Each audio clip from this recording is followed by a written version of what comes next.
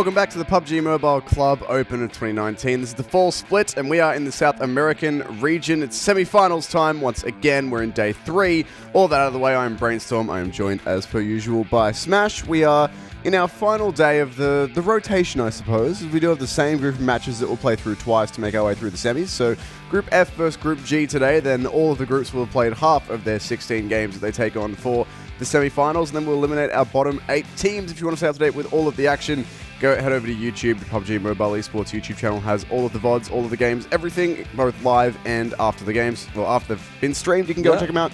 And if you want to play the game, it is free on the iOS App Store and the Google Play Store. Just go search PUBG Mobile and you will find it there.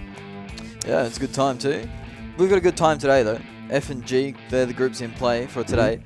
There's lots of action at the bottom of the leaderboard. Some teams looking to shake it up and progress through. XG is the big one for me. They find themselves on the last page of the leaderboard after being top of our group stages, or second place to Brazilian Killers, I believe. So they've got a lot of work to do today. I'm going to put in some work. This is how the groups do work out. It is the start of the day, or the start of the tournament, we find ourselves with 32 teams split into 4 groups. From there, we drop the bottom 8 teams. And this is where we find ourselves now, the semi-finals.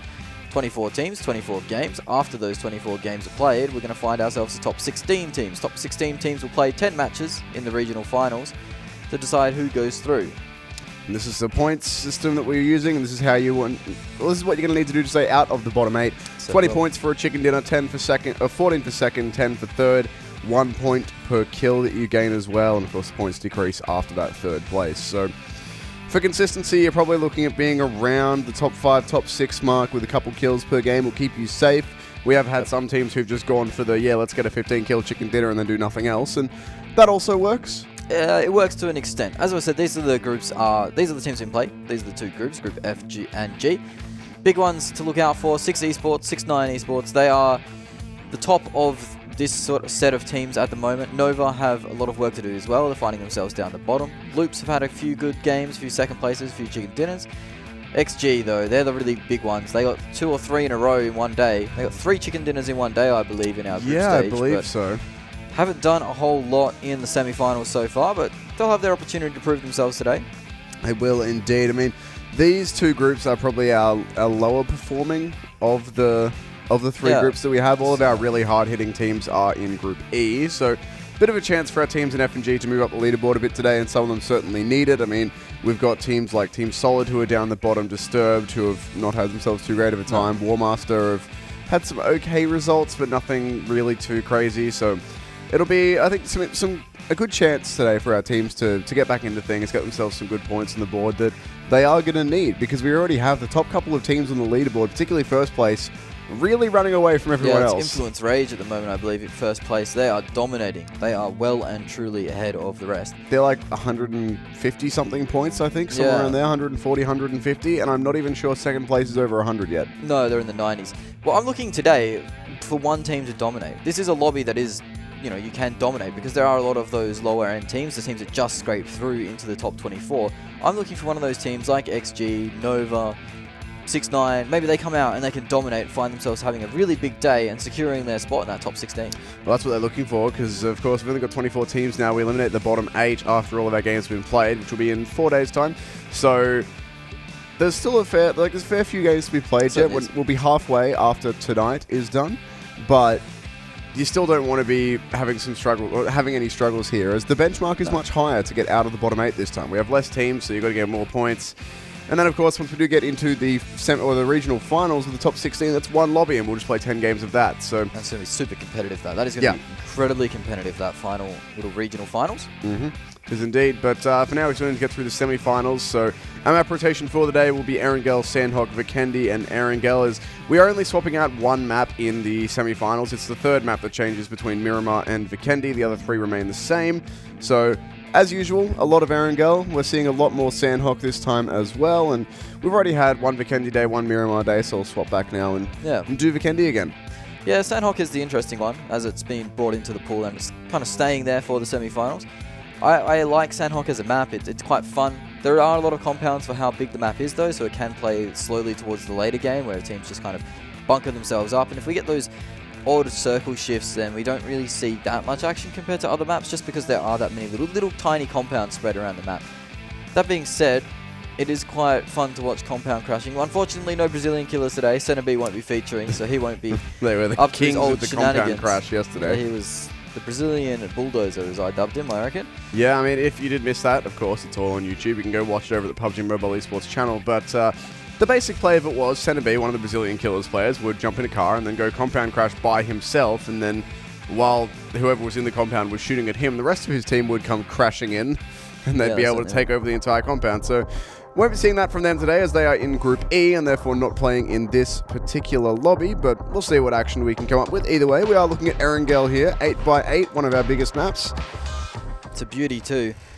Vikendi, the central city. What we were harping on about yesterday in the broadcast is now the Brazilian killers aren't in this lobby, who's going to take these central loot zones like Vikendi, like the temple ruins on Sanhok? Goodness me, that's a fancy plane. It's a fancy plane and it's a fancy plane path. No center B to actually paint the plane today, so we're going to see some different stuff.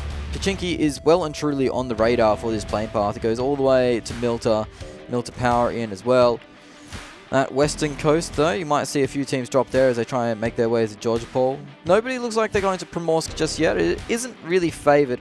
But, Tim, what I've been noticing, a bit of a shift, a bit of a trend, is these western circles. I can't really remember too many circles ending up around prison, shelter. No, we haven't really had any. Like, we've had one military base circle. Yeah, we've had one. And other than that, it's all been ending up central into the west. Yeah, I've felt a lot of western circles around Gatkar ending south or north of Gatkar, around even Everest and Georgopol, like South George. So today I want to see it buck the trend. I want to see some eastern circles. I want to see some eastern finishes, and I want to see some northern finishes too. Wouldn't be bad to get a military base finish there in as well, as Nova wouldn't mind that as they're rotating down there right now just to get started on things. It looks like we've had several teams landing around Vikendi. Looks like it's 6-9 for now that do have control of that area. And I have been answered as well, as the western side of the map really isn't in play with this circle. So, interestingly enough, the day started off quite well. Yeah, all we got to do is call it out. As the action's already going to start to kick off, we do have these teams piling in now. This is South Georgopol on your screen. It's quite a nice little looting area, these little houses and apartments at South Georgopol. There's quite a lot there. But at the moment, it is going to be Crazy and PDZ. These are two of the teams that have struggled a lot in this tournament so far. They've managed to scrape themselves through to the top 24, but they could be going home if they never could say, that's a one-tap, take a nap. PDZ have got the knock onto Crazy already, and he was out in the middle of the open, so you'd think he'd be thirsted out real quick. Yeah, you'd be thinking so. It's not a great start, but that's what happens when you don't have a helmet. You just pop one bullet and you're all done, and there you go, he will indeed be confirmed. So it's Crazy, who are not really a team who need to be losing players early, but nonetheless, they have lost one. No, they certainly have unfortunately lost one, as this circle, I reckon, this circle's a bit of a fun one. It's still going to end up central, mate. We're not going to get the eastern circle that we want. It's more eastern than we've had, but I reckon it's still going to shift central. Well, yeah, it could shift central to around about that Potato Hill mark. Potato pill? Potato pill, well, it's just if you need a concentrated potato. Concentrated potato. That would be awfully tasting. Absolutely awfully tasting. You're right. It would. Well, okay, one player that we need to keep an eye on, or one team that we need to keep an eye on, is this 6-9 squad. Let's see if they do have Pedro in the lobby today, because he was missing yesterday. At the moment, haven't spotted him out. They are in the Vikendi area, so we could be seeing them in action any second now. I believe they might have already claimed a kill, in fact, onto this DT players, or the Disturb players. I don't think so. And no Pedro. Once again, they've got Tassin Pedro. Okay, so it is Pedro-less 6-9 today. Waiting for any confirmation on what's happened to my boy Pedro, one of my favourite players in the South American region. But 6-9 without Pedro are going to get on the offensive and push Disturbed out of their little area. But the vaulting animation... How many players have we seen get shut down by vaulting? Too many. Feels like it's too many. He's going to get confirmed too, so... I mean, flashing back to the group stage, there was a team wipe that was confirmed by a player vaulting. By a player vaulting, yeah. It was one, I can't remember which teams were, but someone snuck up on a team, sneaking around their side. The last player tried to jump over a wall to take the engagement with him, and of course, got stuck in the air vaulting and got shut down. That'll be a kill confirmed for 6-9 there as well, so they'll give a bit of their own back. They've taken out 2, so they have claimed Pachinki for themselves, as this bloke hasn't got out of his pajamas. Got to be comfortable. Yeah, well, you do have to be comfortable when you're in the battlefield. It's a very, very fancy outfit, actually. I believe that is the captain. It could be the captain of 6ix9ine, setting the trend. Early doors, though, and circles fairly central. As we mentioned before, Yasnaya are still in it in the northern region. Military Island has just the tip in. Could be... Well, it's a very low probability that next circle has Military Island. A lot of Military Island in it, but... Yeah, you wouldn't think so, given how much, well, how much everything else is in the circle, I guess, to put it really terribly. There's a lot of map that is not the military base, which is still in that circle, so maybe the very northern tip of the island will still be in, but otherwise I think we'll have to see the Red Canids and Nova making a bit of a move off that island. But for now, the zone is still coming in pretty slowly, and the majority of our teams are already within the circle, so doesn't look like we're really going to have anything too drastic happening here. PDZ, they fought off crazy, and now Solo Safe has made their way across the bridge and started to loot the area too, so not a lot of respite for the side of PDZ at the moment, just because it's a popular area. They got some pretty decent loot too. You got level 2 military vest, or level 2 vest, level 2 police vest, I believe it's called, and level 2 helmet with some nice meds there. Could use a few more stims, a few more energy drinks and painkillers for my fella on screen. This is the overview of it. The solo safe players are kind of surrounding the PDZ guys, and they'll have the information knowing they're there. One of the PDZ guys has taken a little bit of damage, so maybe wore a shot to their extremities. Wouldn't recommend that. Don't get shot in the extremities, would be my suggestion for you all. Either way, it doesn't look like either of these teams are going to find each other just yet. They are all occupying the same town, but on opposite ends. A lot of buildings between the two teams, so as much as they look like they're right on top of each other, there's nothing just yet. Having a look at the Red Canids rotating into each other. Yeah, a little bit of bump cars early in the morning. The bike usually loses that. Especially to a police car. Well, the police shouldn't really be running over people, should they? I mean, I wouldn't recommend bumper carring with the police. They tend to have a pretty big advantage when it comes to they can arrest you for doing it. Yeah, they can kind of decide who's in the wrong. Yeah, which is OP when it comes to bumper cars, to be honest with you. Very OP. Ooh, this might be a problem for the Rush to Die guys. They do have the Red Canids up above them who can potentially get a snipe line on them, but in the meantime, this PDZ and solo safe fight is kicking off. Fernandez has been knocked by a nade, and looks like they've got a player going in to confirm him as well.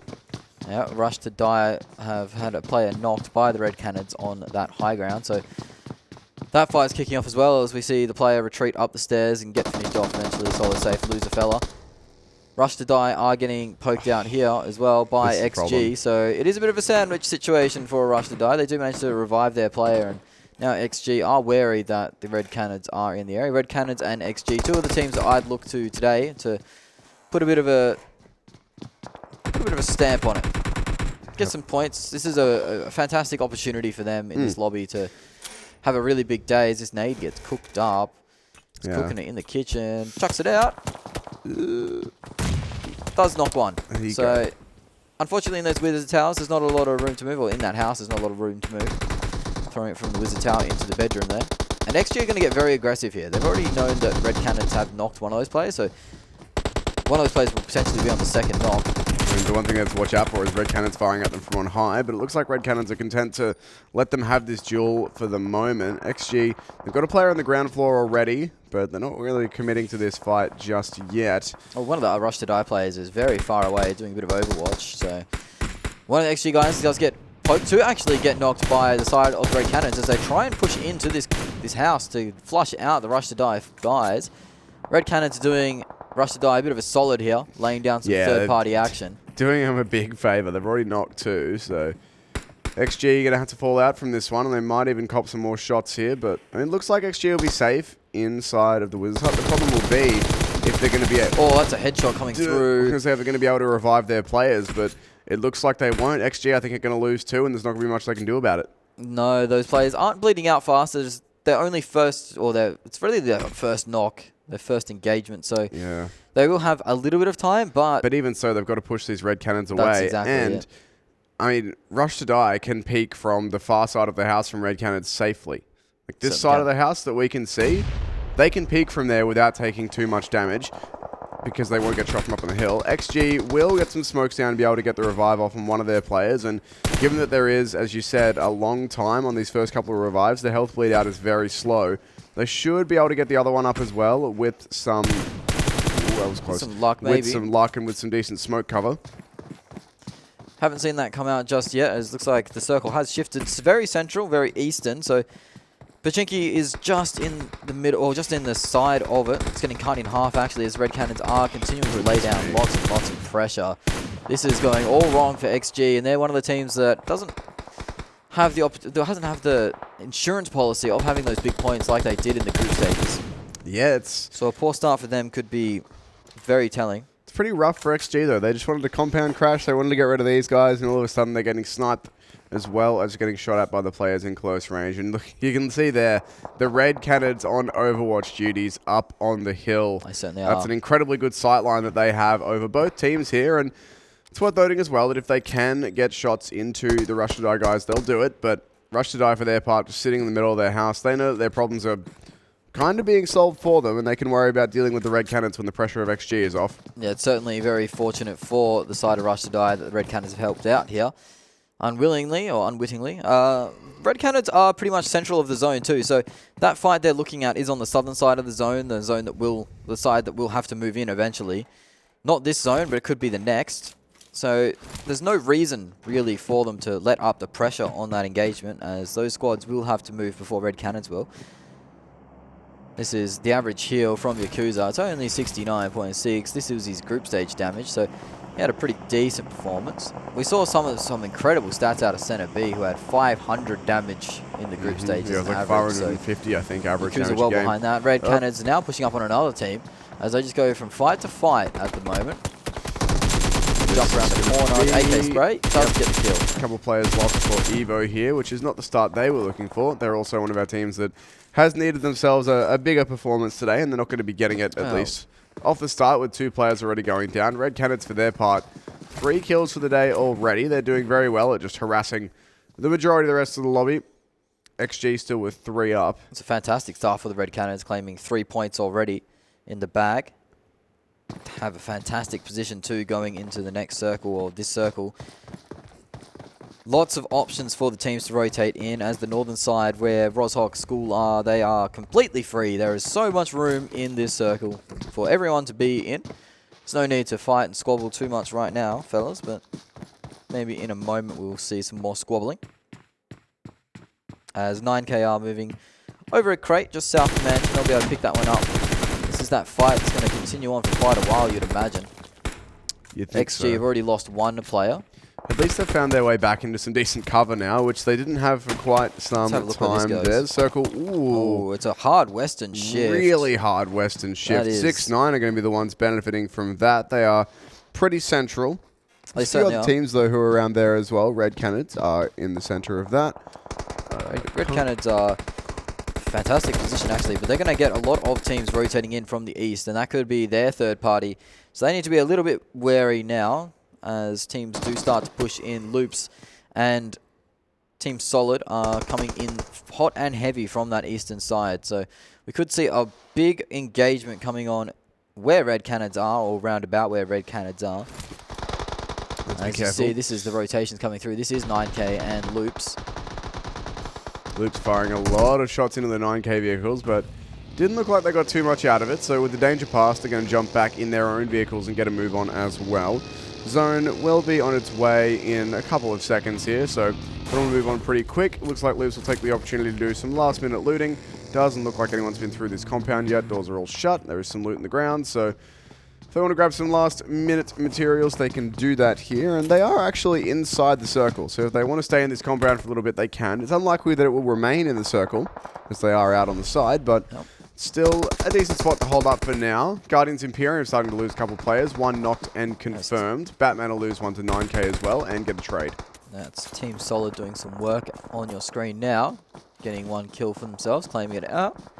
They are in a bit of a dangerous area as we see another squad go at it. This is the Batmen. They have collected the 9K players, but the 9K players aren't going down without a fight. That's a beautiful Molotov, actually, forcing those 2 knocked players to go very low. But I believe that's the two Batman players that were giving him strife in the grave.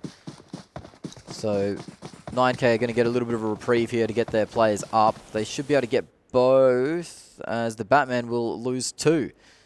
Yeah, it looks like it, unless they make a run over to that guy right now. This is actually up on Potato Hill, as we are seeing. There he goes. That could have been a potential revive for the Batman. Remember, that player was just a little bit too far away. Loops hold up in their compound, do have a player breaking out a sniper rifle and getting some long-range engagements in, so that will be useful for them. 9K, though, in the meantime, have revived and healed their players, so they're back to full strength. And the Batman only have 2 remaining, so they're already starting to beat a bit of a retreat here. Yeah, there is lots of action happening on the Potato Hill as the Batman getting more and more pressured. This is 6ix9ine, who could potentially challenge the top. They need a 100-point day, so you wouldn't think so, but they are the top placing team in this lobby at the moment. I don't think we've had a 100-point day yet, have we? We've had close ones, but... Did Brazilian... Oh, I don't think Brazilian Killers would have got one. No, Brazilian Killers didn't get one. I know in other regions there have been 90-point days, but not 100. I mean, I think XG must have gotten close when they had their... Was XG had triple chicken dinner? They would have gotten close. I think yesterday we had like a 90-point day, something like that, a 93-point day for Influence Rage. Yeah, they got somewhere a few like seconds that. and a first. Yeah. So... We haven't had that 100 mark, though. Yeah, I don't think we've had anyone break the 100 yet. So, Circle has shifted. It's gone eastward this time. So, Circle just diving all over the place at this point. It's now Red Canids who are in the center of things.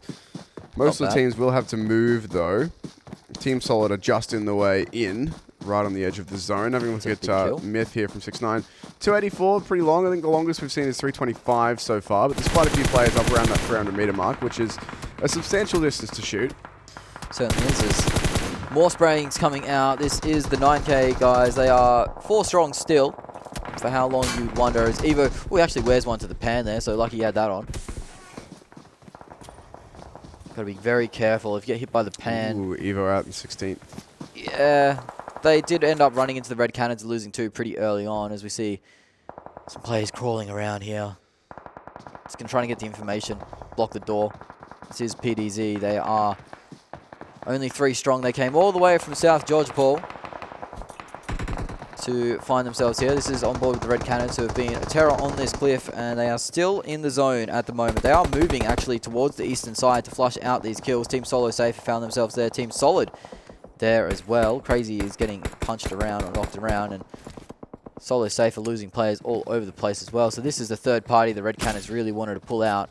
There's so many kills just waiting to be claimed here, as the car is managing to save this player for just the moment. But with this action from the Red Canids, this is almost preventing Team Solo from getting in there, getting into the zone. Kevin on Team Solid's playing a pretty dangerous game going out wide. Yeah, he certainly is. There's a sniper shooting at him, but nothing landing just yet. The Red Canids continuing to throw down suppressive fire. WarMaster made it in as well, but also getting pinned down by Red, who are essentially the guardians of the circle at this point. They're fighting what feels like 3 different teams, and what I believe is 3 different teams, trying to prevent them all from coming through them. 3 different teams on that eastern coast getting camped out by the Red Canids, and they want to claim as many kills as they can. 3 at the moment, and they'll be looking for a lot more as one of the Solo Safe guys does bleed out to the zone. Car rotation comes in from Solid. That is very risky, sending it. It's the second time we've done that. They're kind of leapfrogging in as they're just taking it turned one by one just to get a little bit of extra ground. I don't like the look of their next move, though. They do have to get out from behind these rocks, and they will be quite exposed. This Solo Safe player has found himself potentially a little bit of a sneaky position looking at the red guys, but stuck inside the hut for now. It's still WarMaster have to get a move on here as well, as the zone is now coming in. That's going to force the hand of a few of these teams who are being held up by red at the minute. Certainly will. They are just on the outskirts of the zone, just the edge, but you'd imagine the next one would definitely push them out of their positions and into red. Obviously, Team Solid and WarMaster can't actually see each other at the moment because there is a ridge separating them. There's only one player up on Team Solo Safe who's stuck in the middle, so that's a pretty bad place to be. He's got red in front of him and a full team on either side. He is definitely zoned out. It is, well, that's a hard Western shift away from this action. What are these hard shifts? It's 3 in a row. It's 3 hard shifts in a row, and you can see the red guys there. As much as they'd love the kill points and they'd love to camp it out, they are going to get a wriggle on, and 4 vehicles is the choice for them. They are going to all individually move in a vehicle, so safety in numbers. They're going to run straight into the remaining remnants of 9K. I believe there's a few players up there. PDZ are fighting them at the moment, so Red could actually be in a bit of strife here as they start to take fights. If they can blow up that car, they might be in a pretty good spot. It's already smoking and there's multiple players sitting behind it. Be very risky for 9K indeed, but no one's decided to take the shot. Up there it goes. And so I reckon 9K blew that up themselves maybe. Or yeah, they must have taken some. This is a push coming in. I believe the WarMasters are on the rotation, as well as another team is coming in. Loops. So this is Loops. And they're stuck on a rock. So that's been rough for them. Guardians Imperiums went out as well, and Loops are having a pretty bad time of things here. Red Canids have been edge guarding for so long, and now they're continuing to put on the hurt. This grenade looks pretty good. Oh, it does a lot of damage. Knocks one. The second player just survives by the skin of his teeth. That second nade looks a little bit short. He will get the confirm from that Loops kill, but this is another fight breaking out. This is the side of Rush to Die actually collecting some kills. So they were getting camped in by the Red Canids for quite a while, the Rush to Die guys, but now they've answered back and actually picked up some kills on them. So Karma coming around to the side of Rush to Die. They're collecting on that. And it feels like the Red Canids just mistimed their move there. They could have... I mean, they could have either given up on that fight earlier and realized or decided the circle was going to shift and then moved, or I think once the circle moves, I mean, obviously, it could be an argument made either way, but in this instance, it does appear it would have been better to wait because those teams were coming in behind them to try and hold that for a little bit longer, because now, as soon as they've moved, a lot of other teams have charged in behind them, and now they're the ones getting picked off. Yeah, Red's still getting a few kill points in the feed as they take out some of the Loops players on that rotation still. Up north, it is the WarMaster, the Crazies, and 9K having a big engagement. You can see that on your screen now. A lot of the WarMaster guys laying low on the deck. Crazy also dropping very low. The HP on those members isn't too hot. 2 players from WarMaster are down. That nade could be good and seal the deal for Crazy as it pops. Doesn't quite. Looks like it got 1 maybe. That's actually Crazy out and gone. Yeah, so we just lost 3 teams in the space of what feels like 3 seconds as this UAZ is getting lit up. It has exploded. That is WarMaster out as well. The side of 9K have actually been the benefactors of all this circle shifting, as they have found themselves alone on that northern side now. They've got so much room to play with. Rush to Die does have a line of sight pushing in them. The circle closes in, and we found ourselves with Rush to Die with the only compound in there. Nova playing on the road. They'll have a bit of Defilate to play with. Around them at the moment seems to be the XG remnants, the remnants of that squad. With one of those players knocked, we are on board with the last player alive on XG. He's got a lot of work here to do. Might be able to find the one, but instead just waiting his turn. I don't think he actually took any shots there. Oh, looks like he's going to try to get his mate up. Yeah, bring it back into a 2v everyone rather than a 1v everyone. So gives him a slightly better chance here. He's actually going to move out of the revive, circle around the cover and just make sure they're safe. We'll be able to pick his teammate up, but still, it's a long way back in. There's 3 teams of 2 players, still a couple with 4 as well. Though 9K, who were one of our teams of 4, have started losing people. One's been confirmed, they've got 1 knocked as well, and that might be another one down there from Rush to Die. They nearly knocked down another 9K player. Yeah, Rush to Die's position is very good at the moment. It's the final compound in the circle, as I mentioned before, and there's a lot of teams having to rotate in from that northern side, as I believe we just lost Team Solid, so not the best result for them. They do find themselves in the placement points as we lose 9K. Yep, that's 9K in the dirt. Disturbed is on the north. 6-9 are now rotating, and they might even be compound crashing this fight soon. As you can see on your map, they are moving very, very close to Rush to Die. 6-9 still have 3 players alive. Nova on the southern side are 4 strong. They're kind of guarding XG at the moment, making sure they don't move without being noticed. 6-9 working their way up the hill here. As you can see, the position for Rush to Die is so good. Their compound's sitting on a bit of an outcropping, and they do have a lot of vision over everywhere. That is not going to work out. Yeah, he's getting roasted and toasted at the moment. There was no way that was ever going anywhere but badly, unfortunately. The crates actually dropped into this final circle, and yeah, Rush to Die have pushed out of their compound, looking to take these fights, try and get themselves on... Well, out in front of the action, I should say. 6-9 with 2 players down already. This looks like it's going to be them knocked out here in just a moment. Still 1 player alive behind this tree, but... Skipper too, and he's got a Groza, but it's not long for this world as he drops without firing a shot.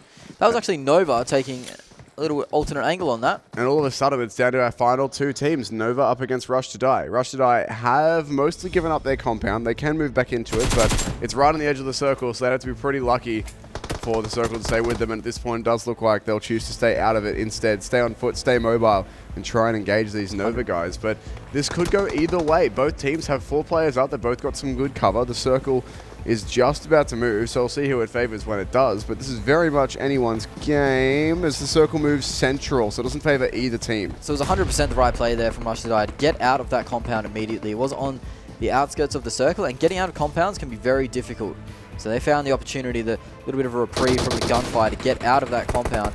They are dropping very low though as the DP spray comes out. A few bullets connecting there from the side of Nova. Nova have been pretty quiet as they chose the military base loot.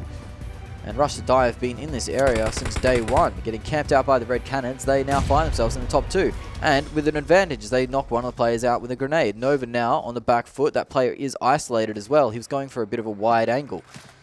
That said, this zone is still not really in anyone's control at the minute. Rush to Die still need to push forward a little bit to get inside of that circle. They'll get the confirm with another nade as well. This is risky, that peek there, but Samex on your screen, not going to be able to hit it with the DP just yet. Going to go for an energy drink as well.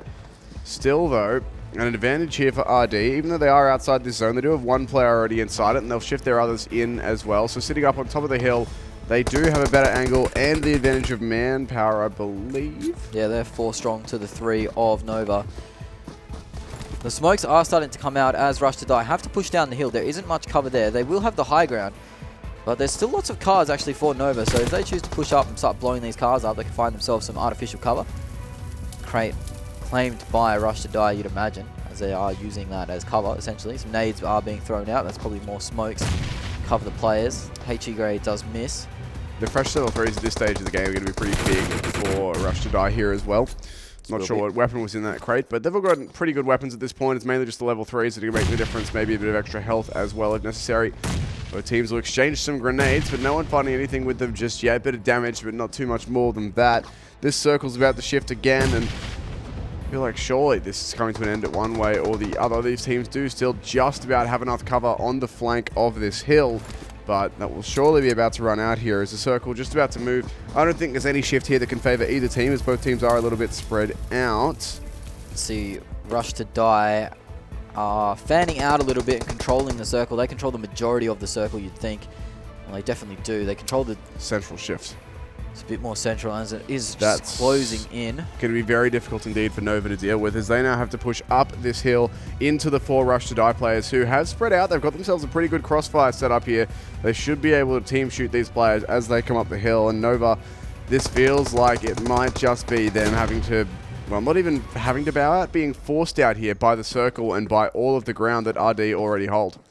Yeah, they managed to claim a lot of ground. When those smokes came out, they pushed up pretty aggressively to find any cover they could. And fortunately for them, it was far enough in the center of the circle. As you see a car run come out, they're going to try to blow that car up for cover, but that's another player down. No. He actually manages to knock himself out with Not at this stage of the game. Well, I mean, fortunately for him, it won't give the point over to... Well, he will get the point for the confirm if he does manage to get it. Yeah, so I think they're alive, so he can still confirm. Well, he's alive, so he can still confirm it. Nova doing their best at this point, but it's 4 versus 2, as they do have one player down who they will not be able to recover, surely. Oh, that nade finishes him off. Confirm as well. The Molotov will go out. They're actually going to try for the cars here, Nova. This is very risky indeed. It's all they've got, really. They're outnumbered, outgunned. They're going to go straight for the running them down if they can, but in the end, it's going to be too many bullets. Their cars will be shut down, and Rush to Die will be the ones finding themselves a chicken dinner, getting a decent amount of kills in there as well. 11 in total. They'll be pretty happy with that. And that's a good amount of points on the board for them. Certainly is one of the teams that need a little bit of a kick up the bum to get started in the day. Nova claiming themselves 6 kill points and 14 placement points will push them up to 20, and they definitely needed that as well. Them and XG were the 2 big dogs sitting at the bottom of the table for these 2 groups. So they give themselves a little bit of a boost. 6-9 managed to find themselves into 3rd place, but it really was a story of Rush to Die. They were pressured out in the early game by 2 squads of XG and the side of Red Canids, but they find themselves laughing at the top of the leaderboard at the time, at the end of the game. So yeah, they recovered it well. Well done to them for not over-peaking, overextending, and giving themselves away. They managed to hold it pretty safe. They'll be thanking the Red Canids though for protecting them from XG. Absolutely. I mean, that's the thing. Like, if Red Canids hadn't came and third-party that fight with XG, then Rush Today may not have made it into even the top 10, let alone being able to get a chicken dinner off. So certainly, Red Canids, the saviours from up on high, did give them a bit of a hand here, as they did sit up on top of the hill for quite some time. You can see them here as well, after they've rotated out, still doing damage. So the Red Canids would have got themselves some decent amount of kill points in that game. Yeah, I believe they got themselves like 5 or 6. They got some. Most of the early kills of the game went to the way of the Red Canids. As see some car spams coming out here, but this was the final moments. Really, that was 6-9 going down. Unfortunately, unable to capitalize on their position. Third place, not too bad though. You'd be okay with that. You wouldn't want to be getting any lower with the amount of kill points they did get. They didn't get that many. Yeah.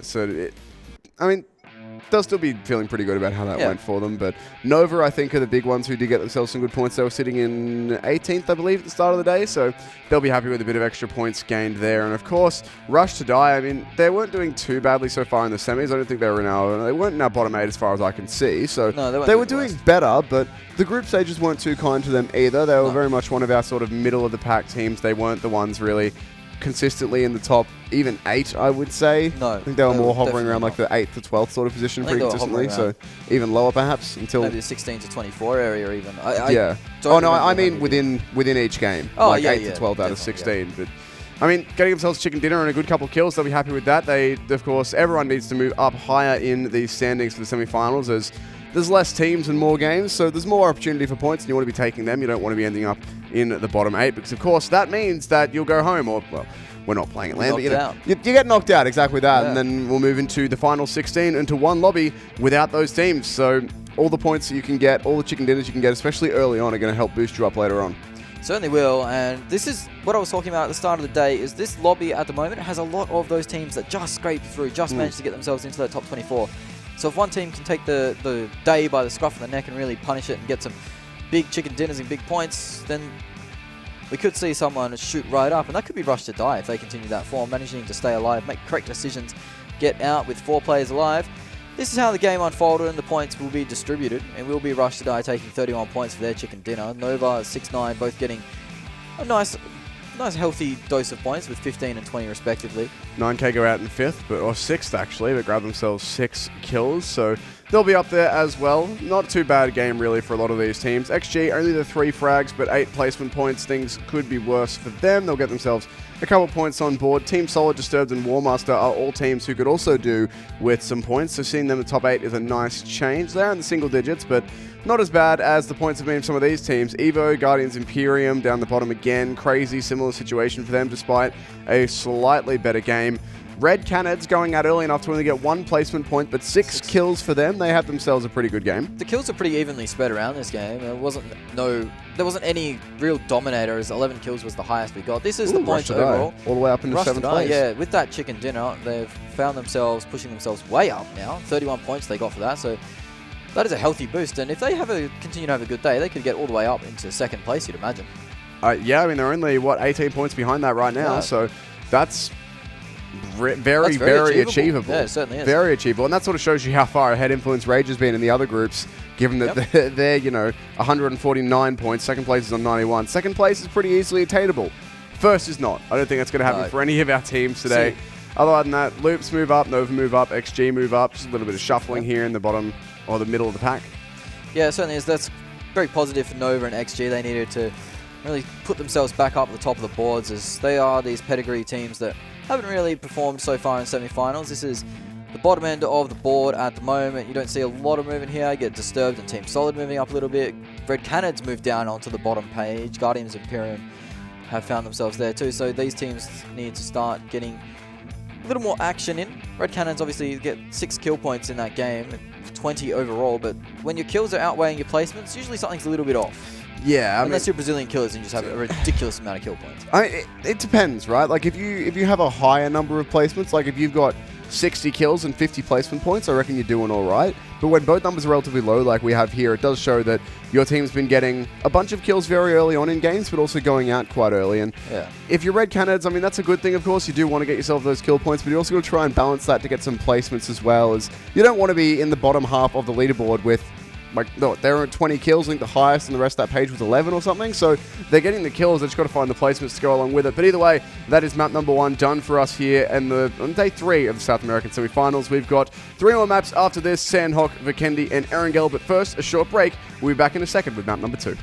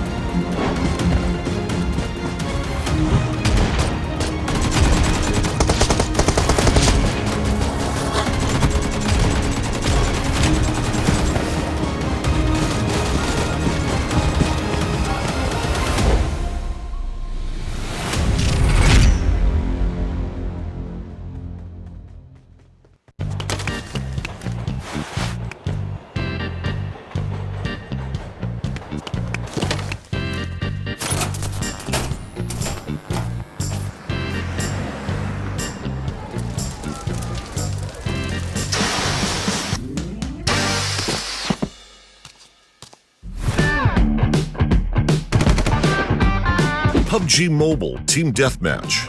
Anytime, anywhere. There is a better choice.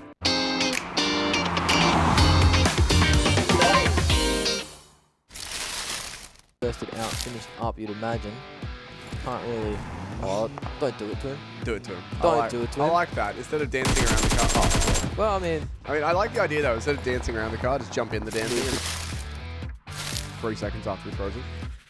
yeah, it can be quite deceiving. And, oh, that's a nice angle to come into. That's a Bait really... switch. Yeah, it's a really well played little bait there, diving into the corner, bringing him in. That is a problem now for SVG, as they do only have...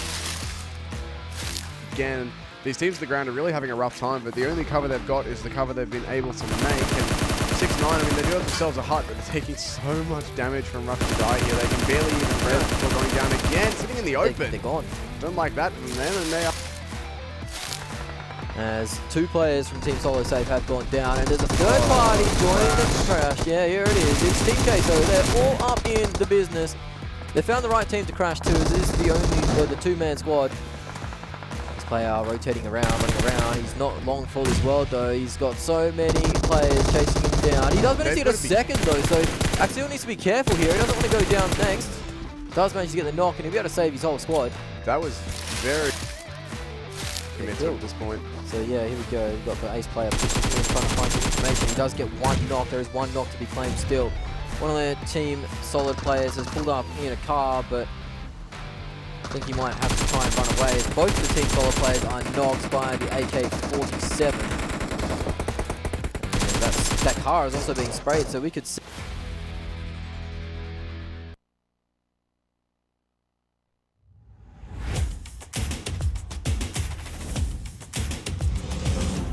Just playing and waiting and biting his tongue, waiting for the right opportunity to pounce onto Xiaoxi, but Xiaoxi is still, again, he has the elevation, he's right on top, and Sibu doesn't have helmet, as AJ just said, so he might be in trouble, but Xiaoxi actually falls down all the way, and he actually dies. What the heck just happened there? And Sibu, but he's all alone here, as Sergio already got dropped, so CTL's surprise! Left with 1 player, and then here comes flying in. Holy smokes, you are totally go-face. They've dropped gears a little bit, but of course the thing is, yeah, we saw Group A battle Group B, and then Group C battle Group D, but we didn't see Group A battle Group C just yet. So I think Group A and Group C. He could have stayed ahead of the blue. Why are you healing? He's trying to out-heal. To be fair, at the current rate, he will be fine. He's banking on Unique taking down Dream Eaters before the next phase pops, because after that, he will not be able to out-heal. There is a secure position behind this hillside, though. I know. There's really no reason for this. I think this is a very big mistake from Mysterio and Myth. He won't be able to out-heal the next. He's got a couple, but that's him out. Yeah. Really big whiff there from Mysterio and Myth. I think they could have absolutely come on the backside of Dream Eaters. Ooh, out comes Frost. Is able to get it, but he needs to mount up. He needs to try and heal. No. He popped the wrong heal. He is going to go down, and now it's just Mortal trying to hold it. To drop him, a couple of players left. It's he doesn't Nagasaki. know. Yeah, Nagasaki is there. It's a hide and seek game right now. Like everybody, like, where is that guy? Like he's like, I'm chilling. Like everything's good. Like Yep. It's all good in the hood as Euphoria is all alone. Nagasaki is their player, but he has been Like, found they're by not finding Spag. him. No, they don't know where he's at. Okay, Oh, they found finally. him. Finally, they found him. So it will be IF.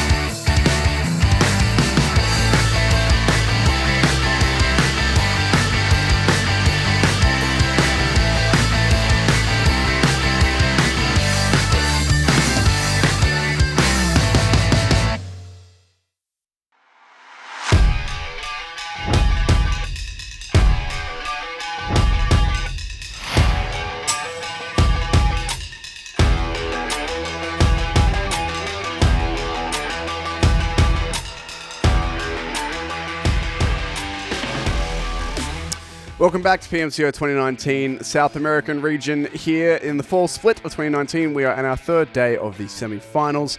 Currently have 24 teams still in the running. We're eliminating 8 in the next 4 days. 4 days, about 4 days, something like that. We've got 3 more games for today where we're looking at Groups F and G, which are our groups mainly composed of the teams that are lower down in the standings, so we're looking to get themselves some points and move up higher on the leaderboard. If you have missed any of the action, you want to stay up to date, head over to the PUBG Mobile eSports YouTube channel, subscribe, and you'll have all of the content in your feed in a variety of languages, so whatever you may speak, whatever you may prefer. I mean, obviously, if you're listening to us, I assume that you can speak English, but if it's a second language, you want to catch another language, then whatever, go for it. It's all there. And of course, if you do want to play PUBG Mobile, you can grab it for free on the Google Play Store or the iOS App Store, depending on what phone you use. I've got an iPhone, so I'd use the App Store, but you're on an Android, correct? Yeah. There you go. Using the Google So we've Play got Store. one of each. Yeah, Excellent. one of each. Balance. Love that.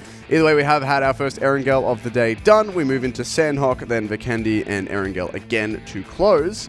And it was Rush to Die who grabbed the chicken dinner on map number 1, and probably a team that need those points as well. Yeah, they definitely do need those points, and they did a fantastic job catapulting them all the way into the top 8. I believe they've ended up finishing in the Yeah, I think they made it to 7th. They made the first page of the board, so that's where they'll want to be. And they could push themselves up to 2nd today and sit pretty comfortably moving into the next round of things. You'd imagine that if they got up to 2nd today at the halfway point, that they could maintain enough points to get through to that top 16, and that's where you want to be. You want to be in that regional finals, give yourself the best opportunity to make it to Malaysia. Exactly that. You do want to, of course, make it through into the... I'm going to start that whole sentence again. You, of course, do want to make it through to the global finals. You don't just want to play this section. You want to get there and play it out on land with everyone else. So that's the end goal for all of our teams. But before that point, they've got to survive 2 more rounds of elimination. We'll lose the bottom 8 from our current 24. And then when we get to the top 16, we've got some more teams to knock out as well to decide who goes through to those finals. But that is all ahead of us. For now, we've got groups F and G today. That will be the 3rd day of our rotation for the semi-finals, and then we'll do the whole thing again. E versus F, E versus G, and F versus G over the next 4 days. Well, not including today, the next 3 days. So that'll be the end of our semi-finals. So still a lot of games yet to be played. 24 in total, 16 for every team. By the end of today, every team will have played 8 games, so we'll be halfway. Halfway mark. Some teams sitting good. Influence Rage, they're sitting too pretty for my liking. They are dominating. Too good. They are too good at the moment. You'd struggle to find them getting knocked out of first place for a little bit, unless they have a shocker. They need a real shocker to get knocked out. It'd need to be a real bad one. It need to be a 4-point day going home. It'd need to be like 2 4-point days at this point. They're on 149 points. The next closest team's on 91, so they would pretty much... Even if they didn't really get 4 points a day for the rest of the tournament... they'd still survive. You'd think they would. Yeah, because they've got 2 more days to play. They're getting 8 points out of it. That'd put them at, 157? There's no way that's bottom 8 territory. No, I mean... There's literally nothing they can do that will put them out at this point, I don't think. I think mathematically they are still, probably even guaranteed top 5 at this point if they do come last in every single game. Maybe. They could still get pipped at the post, I think, for top 5. I think they're safe for 16, but absolutely. Top 5 could be a bit risky. Maybe. We'll see. We got some teams that want to push for top 5 here, as XG and Nova, the big boys, had a better game to start the day, but we are going to have to move on to Sanhok to see if they can capture that elusive chicken dinner that neither of them have caught just yet. So if they are hungry for that, definitely. I wonder what their chicken dinner, the preferred style of chicken dinner. Chicken parma for me. Chicken parma? Chicken parma for me. You might have to expand that one for our international viewers. Well, it's just a chicken schnitzel with a tomato-based sauce on top with some cheese, some ham. It's beautiful. Mwah. Parmigiano, I believe. That's what I was looking for. Parmigiano. You could have just given it its full name, but I don't know. Maybe people don't know what that is. Now you do. It's either a Parma or a Parmi, depending on where you're from in Australia, and that's the subject of many bitter arguments that we're not going to get into. Is, yeah. It's that, and if the sauce goes in the fridge or the cupboard are the big ones. That, as you can see in Australia, we talk about important things and we argue about topics. Real nail biters of topics that really keep everyone engaged. Either way, we do now move into Sanhok here. It's our smallest map in the 4 that we're playing, 4x4 kilometers. Most of the rotations will be on foot here, not very much in the way of cars that actually get used on this map. It does leave you quite exposed. Let's have a look and see exactly where this plane line is going to end up. And looks like a pretty decent one over on the side of the map. Plane will become blinged out. Blinged out, yeah. Bedazzled. Certainly is. It's more of a southwestern side plane. It's not going to find its way anywhere over near that eastern coast. It's going to run pretty much straight up to the middle of the map on the northern side. Of course, it is Sanhok, so it is a smaller map, meaning there are lots of options for teams to drop, even if the plane isn't too friendly. That northern island is somewhere, that northwestern island, I should say, is where we've found a lot of action, a lot of zones gravitating themselves towards. Yesterday, we actually found ourselves in the North America region, finishing up in Paradise Resort, which was quite a funky one. The thing with Sanhok is, as you said, it is a smaller map, and you can pretty much drop wherever you want, no matter what the plane line is. Like, we're going to have these teams who are parachuting in, landing almost all the way over near Camp Bravo, even though the plane line was pretty much as far as possible as it could have been from that. So you can land just about anywhere, no matter where you end up getting out of that plane. Just depends on how quickly you can get there.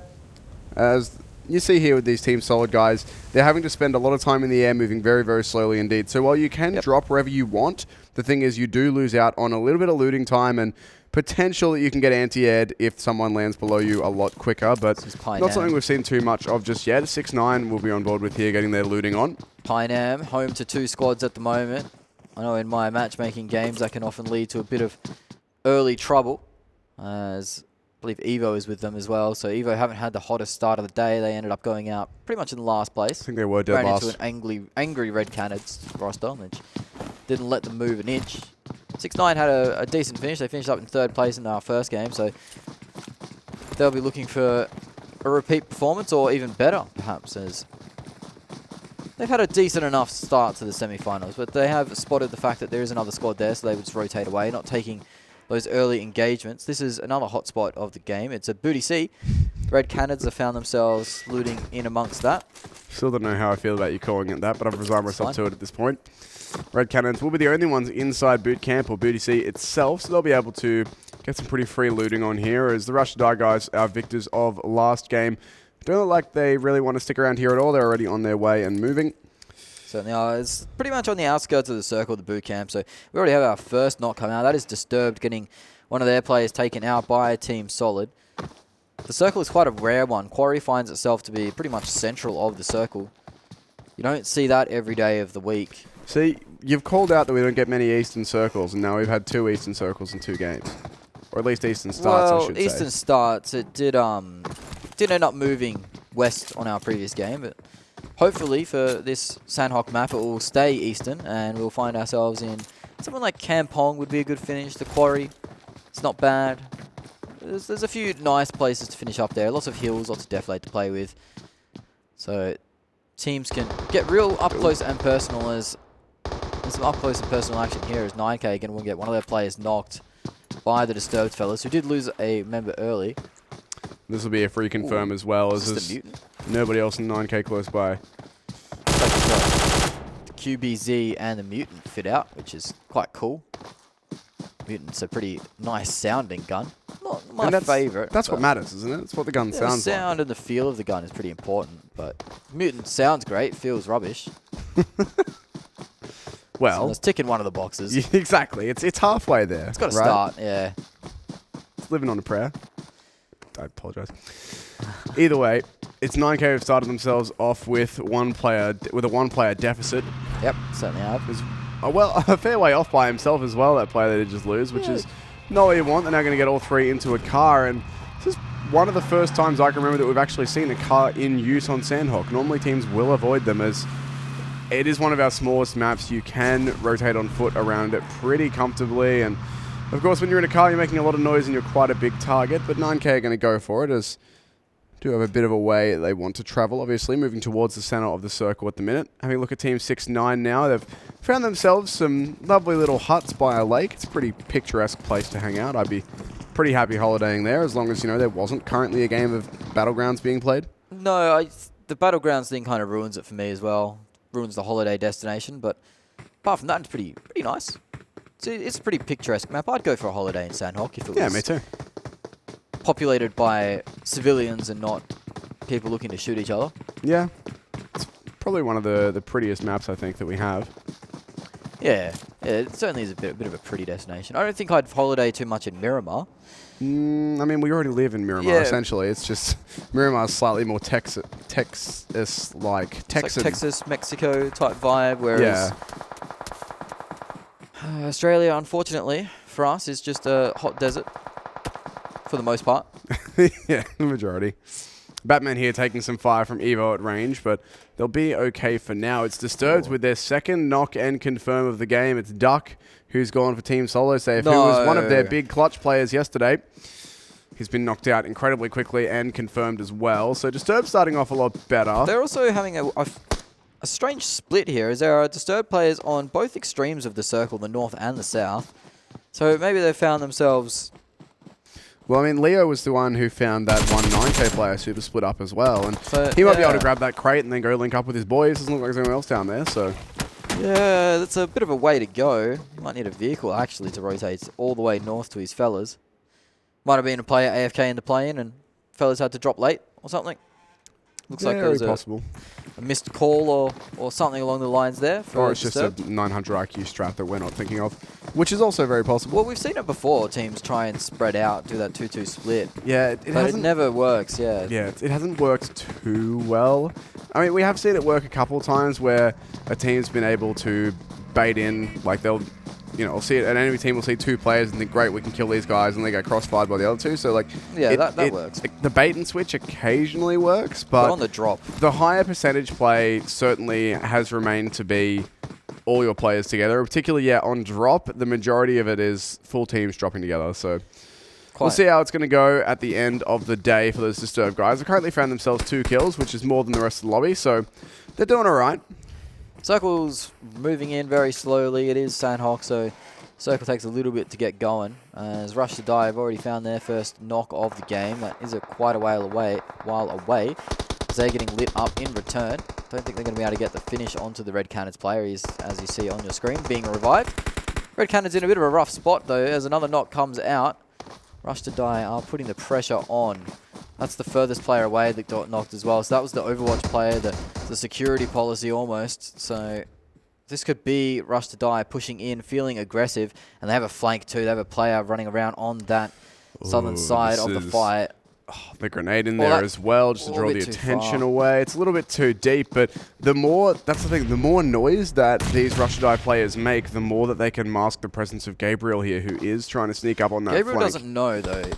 He hasn't quite worked out the situation, because there are 2 players from the Red Canids pretty much parallel with him, but he's looking for the finish on that knock that he managed to get. If he looks up the hill to his north now, well, he's given up his position.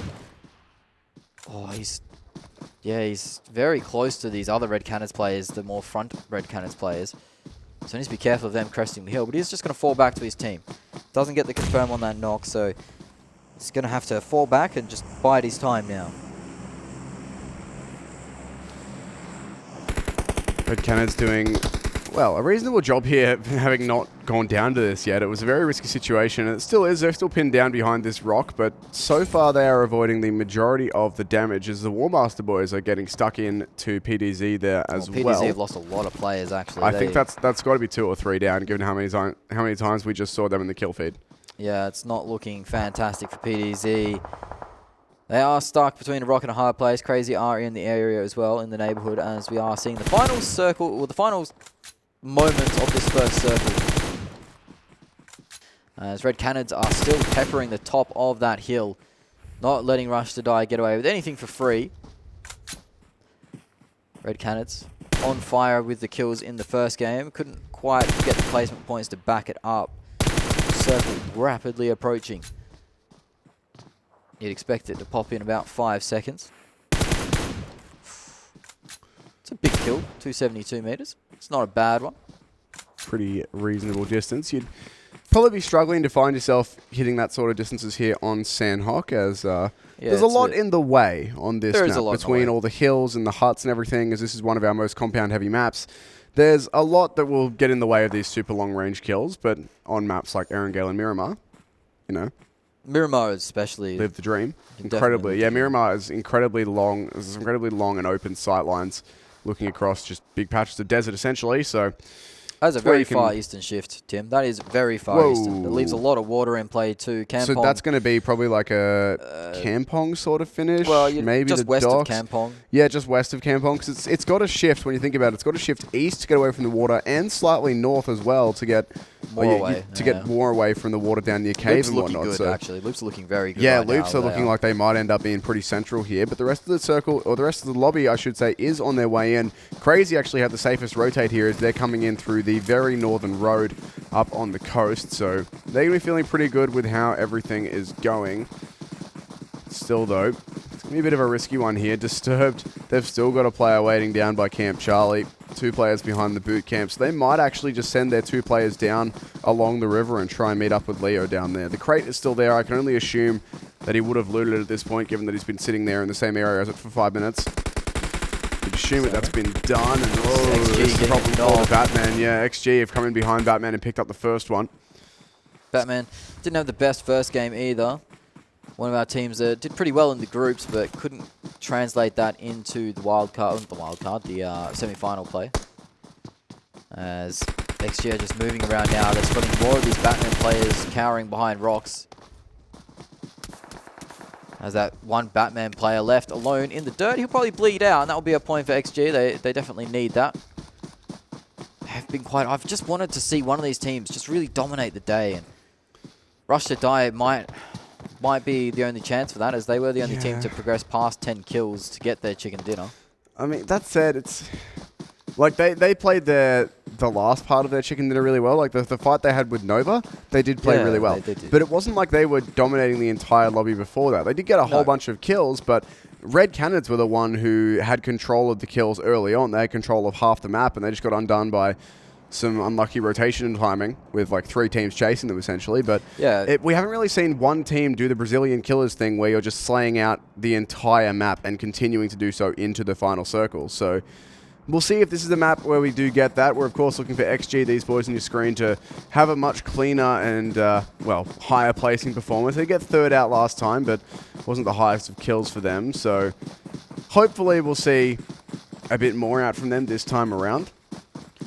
Certainly you always like to see a lot from the teams, a lot of action as well, as the teams know what's up and they're rotating away from that eastern coast. So that leaves the western side of the circle jam-packed, as we still have all of our teams in the lobby, still alive and kicking, as Rush to Die are going to come up against XG. This fight kicked off last game as well. Ended up being a bit of a stalemate as Red Canids... Yeah, Red Canids had to come in and help out eventually. Yeah, ended up helping out the Rush to Die guys. Came in inadvertently and cleaned it up. And it might happen again, actually, as Rush to Die... the Red Canids are actually pushing up into the circle. Rush to Die surely not. Them. What sort of luck is that for XG? If you find the same team and get third party by the same team both times. It looks like Red Canids might third party Rush to Die here, so they might actually help the side of XG instead this time. Yeah, it is a bit of a karma. And then next game it'll happen again, but both teams will turn around and shoot Red Canids, and then balance will be restored. Balance will be... And then third map, restored, fourth map even, they won't see each other at all. They won't see each other at all. Yeah, that's the way it has to work for things to be fair and balanced. I checked the script earlier. That's the way it's supposed to go. We do have a lot of very highly paid script writers who don't do anything. I'm making all of this up. Either way, it's 9K who are going to lose themselves a player as well. Another team who need a good result, and they are... Getting into it. Yeah, getting wrecked by Team Solid at this point. They've already lost 2. And how many? That's only one player alive. No, there's one 9K player. One up top of the hill there, Yeah, running away. Desperately trying to salvage the game for his team, getting any points he possibly can. The circle is moving. It's a hard west and northwestern shift, but we knew that had to happen, as it had to get away from that water eventually, and it has. So Loops are sitting themselves in a fantastic position. WarMaster's now pushing up to the most OP central compound you'd imagine. 6-9, they're still in just about the middle, as we see XG kicking off onto another squad. They're getting right stuck into the Batman, who only have one player remaining now, you'd imagine. And here's this rotation that I called out earlier. It is indeed, they've done it. Disturbed have rotated all the way down the river to finally meet up with their last player. I was wondering if that was what they would do when I saw them set up for it earlier, and that is indeed the case. They've ignored the circle, they've ignored the fight just to get their 3 players back together. And in theory, they do have Leo there with an upgraded weapon and a good amount of level 3s from the crate that was right next to him. There's another one available in the bay just below the cave there, which that'd be pretty risky to get out in the middle of the water. But in theory, they've got at least one player with upgraded everything, as he was alone with that crate for quite some time. I'd really like to see them run up on top of cave here and play that angle, because it will leave a few teams vulnerable. Nova won't be ready for that. Neither will Team Solid. Team Solid will be straight in the sightlines of that top of cave area. So if Disturbed have their wits about them, they'll push up on top of the cave rocks and try and find themselves some cheeky picks. On board with an aerial shot of the XG rush to die. Look how spread out they are as well. Yeah, you'd think that anything could kick off in that area now. There's also one Batman player down in the corner there as well. He could be the last one. I believe he is. Batman have had a pretty rough time of it so far. Kamal stuck out in the zone now.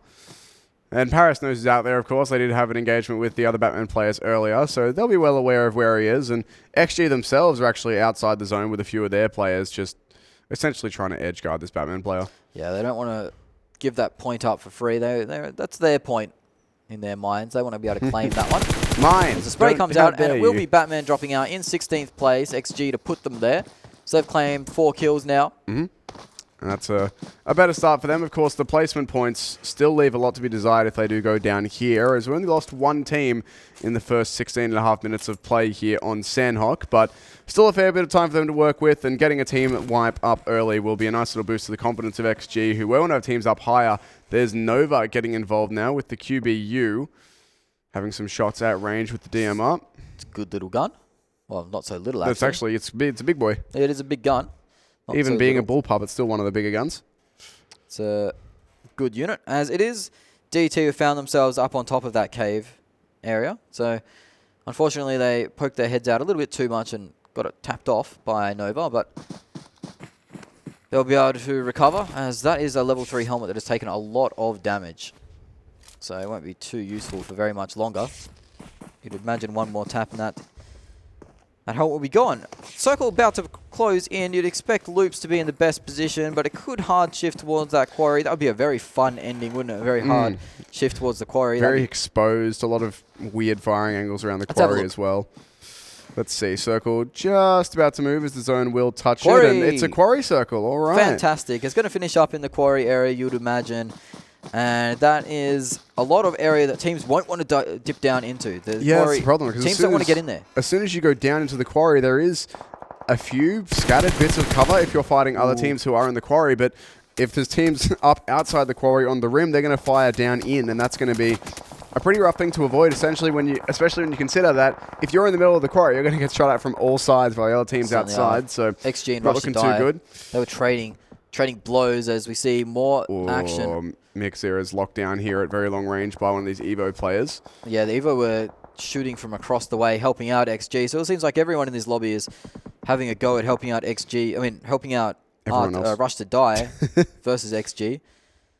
XG are struggling to find themselves a 1v1 engagement, really, as teams keep upsetting them. First it was Red Canids, now it's Nova. Only 2 players up for that Rush to Die squad now, so things become a lot trickier as loops start to kick off versus 6-9. This is on our northern side of the map. This is Red Canids versus Guardians Imperium versus WarMasters. So 3 teams in the same area. Something's got to give. You have to think so, and 6-9 at the minute it looks like it's WarMaster who might be the ones who are forced to move, as the other 2 teams do have some pretty good cover for themselves.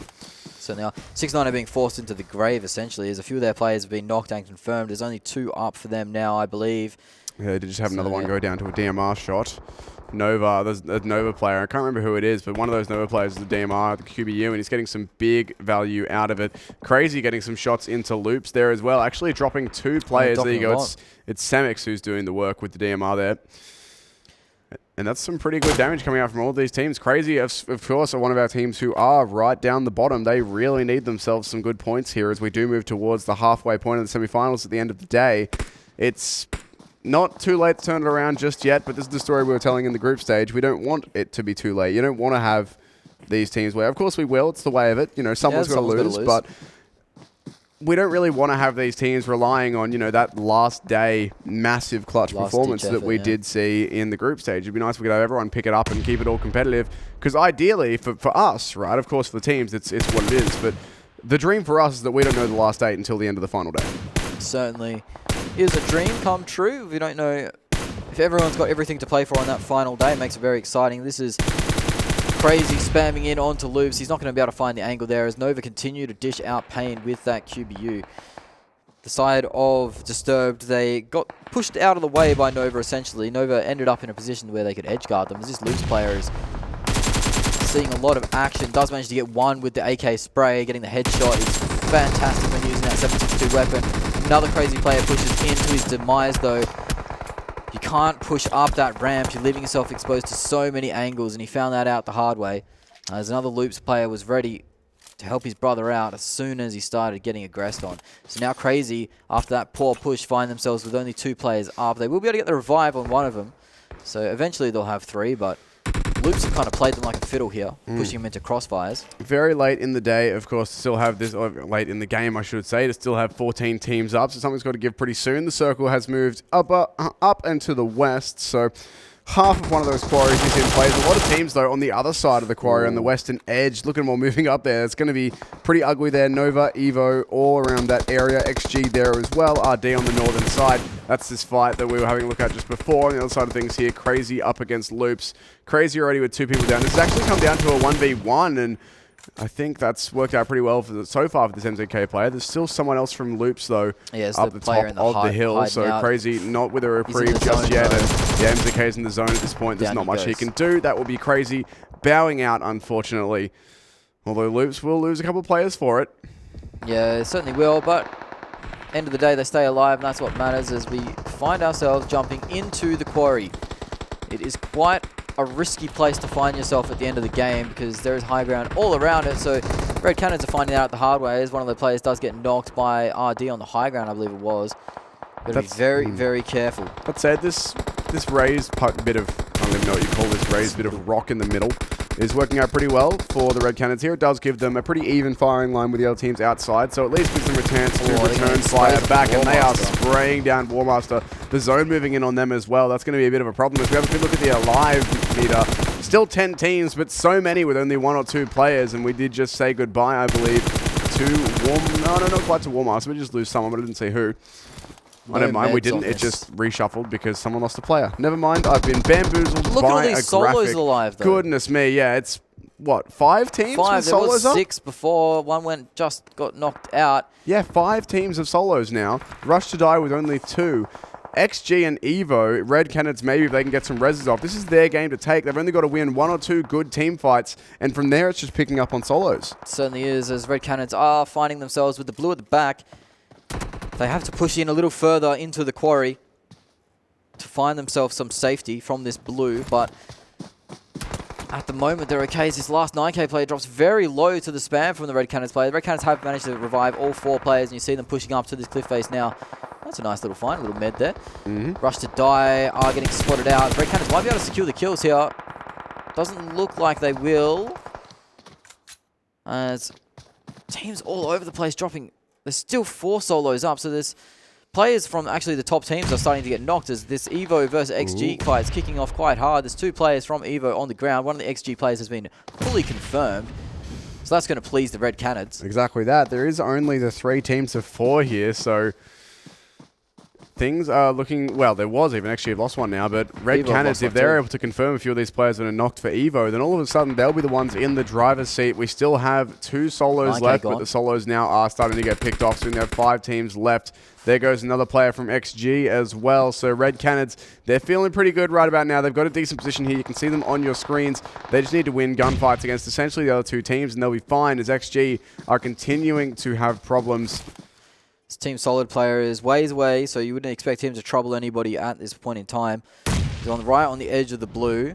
Might have a line of sight onto Red Canids if he's lucky, but I think there is a bit of cover there. Red Canids now moving over to the northern side of the zone. They're going to be able to get a pincer onto XG.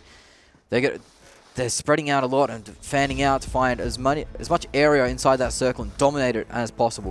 They want to lock that down and provide alternate angles or multiple angles to approach these fights. As the nades do ring in, that is very low. Goodness. Red Canids getting shelled there, copping the artillery being thrown at them, but they will manage to get the heals off and remain with 4 players This up. Team Solid player might get some good utility in here, and as you're going to say, yeah, that Team Solid player. He could play spoiler for Red Canids. He's steps right up. behind 2 of them right now, and he has will be stepped opening up, fire, but he's been spotted, not able to do anything. Red Canids will keep 4 alive. That said, 3 players still for both EVO and XG. There's some kills coming in as well. XG and EVO, though, trading with each other. That will be better news for the Red Canids, seeing their opponents knock each other out. All of a sudden, EVO down to just 1, XG losing a couple as well. And this is looking more and more like Red Canids' game at this point, unless something very drastic happens. 1 will get confirmed, and this nade... Well, that's a nice nade. That's a nice nade. That looks like it's on the right side of the rock. It might have just done perfectly. It's actually going to knock 1, nearly knock another as well. Great nade there from Yakuza. And all of a sudden, Red Canids, things are not looking so good. They're taking a lot of damage indeed. XG going to get pushed by EVO, though. And they've managed to knock EVO out. So there's 1 player alive on the side of XG. It's 1 versus 3. 2 of the players are very low. It's a very winnable 1v3. It's actually 2v3, I think. The last XG player is actually on the deck. You're right. So it is a 1v3. The Red Canids pick it up. The 3 beats the 1. It's not a big chicken dinner, but it's a chicken dinner nonetheless. The Red Canids find themselves with their first win for quite a while, as XG find themselves 2nd place with a lot of points, though. They picked themselves up about 11 there, so good on them. EVO managing to get themselves a decent placement point finish as well, so they're going to be pleased with that. EVO desperately needed points. Team Solid, another team that needed points. Nova have had a pretty consistent day, so that's the top 5, so they're happy there. Not doing too badly. I think Red Canids only coming out of that one with 6 kills. I mean, it is certainly one of the lowest scoring chicken dinners that we've had, but they'll get themselves some placement points, and you got to take those, right? Oh, if you win a chicken dinner by playing your positioning smartly, and then the only thing you have to clean up is like a team fight or 2 at the end, then sure, it's not going to be as flashy as, you know, some of the 15-plus chicken dinners that we've seen, but it's still going to get you the placement points on deck. And sure, you didn't need to kill as many people, but it shows that they were playing their positioning well, and also shows that their opponents were being pretty helpful by fighting each other and not the Red Canids. Certainly did show there was some helpful opponents out in the play zone. Red Canids rotating in pretty late from that northern side, found themselves in the quarry, and they managed to get out, which is the impressive thing to me. Yeah, they rotated, but you can see them here in the middle of the quarry on this little pedestal thing. That's very exposed. Of course, they were shelling fire on all the other teams on the rim of the quarry, but they themselves were equally exposed. So the fact they're able to get into the quarry and then out again, which is when that quarry circle's popped, that was the positions that we were talking about that were going to be pretty difficult to recover from. I think they'll be happy with that, all things said and done. Oh, certainly. You're always happy when you take home 20 points for a chicken dinner. So the 20 points from the chicken dinner kind of boosted them here, as they only got a few kills. They didn't get that many. I think it was 6 at the end of the day. Yeah. So 26, not the biggest chicken dinner, as we've said, but these points are so valuable going into the last few days or the last half of the semi-finals. You need everything you can get, especially if you are one of those teams that's sitting lower to the middle of the pack. Getting yourself up to the top 8, that's where you kind of feel secure. If you're at the top 8, and the final 2 days of the semi-finals, you feel pretty safe going there. You don't think you're going to get knocked down 16 places or 8 places to go all the way out. You would hope not. That would require the entire bottom 8 turning themselves around, and we haven't really seen that so far. In the group stage, we did have a couple of teams, including Team Solid, who were one of our teams who pulled out a really big last day, including, I believe, the very last game. They got a chicken dinner. They needed that chicken dinner. Very last game of the group stages, they got themselves through, but for a really big upset like that, for like the middle sort of 8, like the 9 to 16 position to fall into elimination, we would need the majority of the bottom 8 to have games like that. And of course, mathematically, that's pretty unlikely, as not everyone can win all of the time. So it is indeed sort of like, I would say, top 16, top 15, you're feeling pretty safe? Yeah, sort of like 16. Well, top 16, you are safe, as we are going to lose 16 to 24 or 17 to 24. True. So you feel safe if you're about 10th, I guess, 10th and above. In that first page, you're 100% safe. If you're from 10th to about, well, 8 to about 12, you're feeling okay-ish.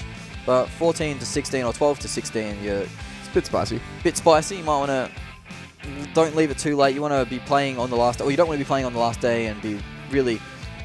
Well, you don't want to be stressed on the last day, right? Like, you don't want to come into the last day being like, oh gosh, we need 40 points over the day or whatever, which is pretty big performance. Having a look at things here, XG in second place with 10 kills. They'll be happy with that one. Red Canids, the 6-kill chicken dinner, so not really too many points for that. I mean, 26 is still a lot of points, but Yeah. when you get 20 for the chicken dinner, it's not a huge gain, but, you know, they're still happy with that. They've got themselves a win. That's what matters. XG will be happy. They've almost equaled the chicken dinner in terms of point scoring. EVO up there, as well as Team Solid, Nova, WarMaster, 9K. Some of our teams who did need to get themselves some good points, so better placings for all of them. 6-9 down in 8th place. I mean, look, you're still top 8. You'll be okay with how that game's going for you. They're doing enough to secure themselves a spot in the semi-final 6-9, but they're not doing themselves any favors when it comes to beyond that, because I do believe that if they are making it through to the semi-finals and they don't have Pedro, they could end up being one of the teams in the middle to lower end of the Yeah, pack. I'm not sure what the go is with that. We'll have to see. Hopefully he comes back over the next couple of days. Yeah. We do have 3 more days of group stage play.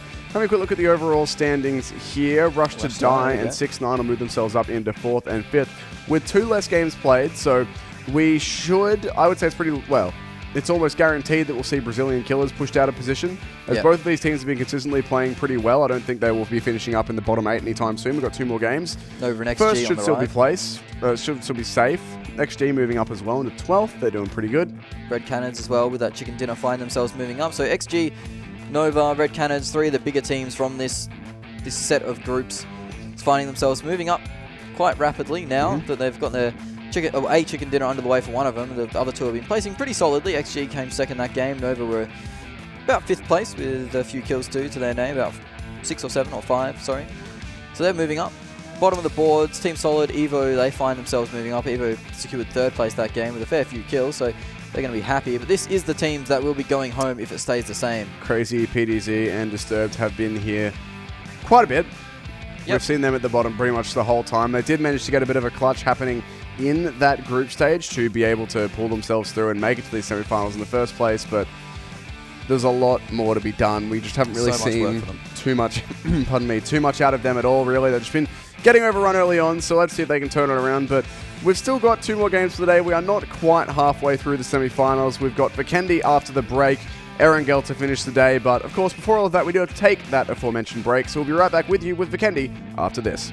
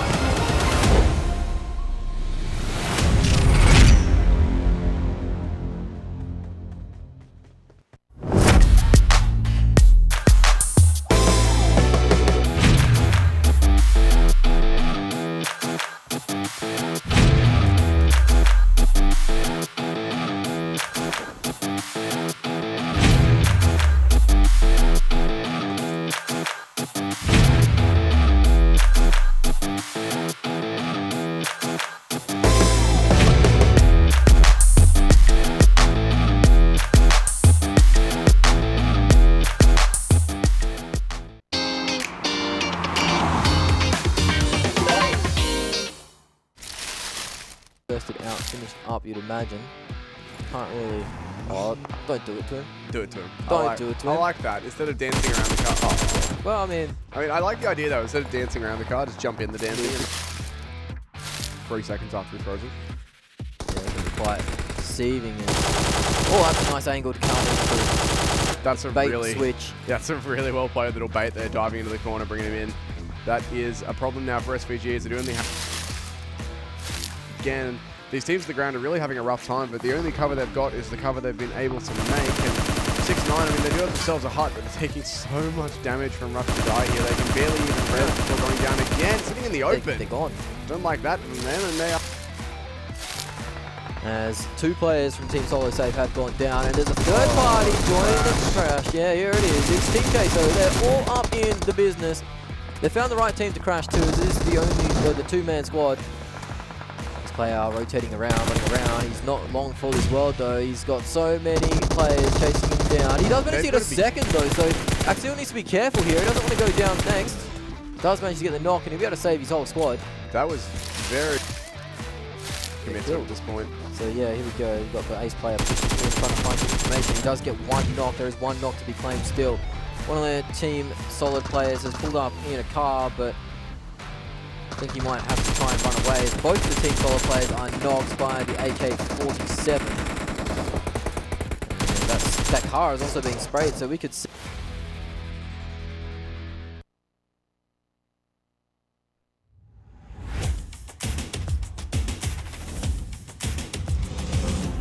Just playing and waiting and biting his tongue, waiting for the right opportunity to pounce onto Xiaoxi, but Xiaoxi is still, again, he has the elevation, he's right on top, and Sibu doesn't have helmet, as AJ just said. So he might be in trouble, but Xiaoxi actually falls down all the way, and he actually dies. What the heck just happened there? And Sibu, but he's all alone here, as Sergio already got dropped, so CTL's Surprise! left with one player. And then And that's a great flying in. grenade! Holy smokes, yeah, totally Yeah. slow pace.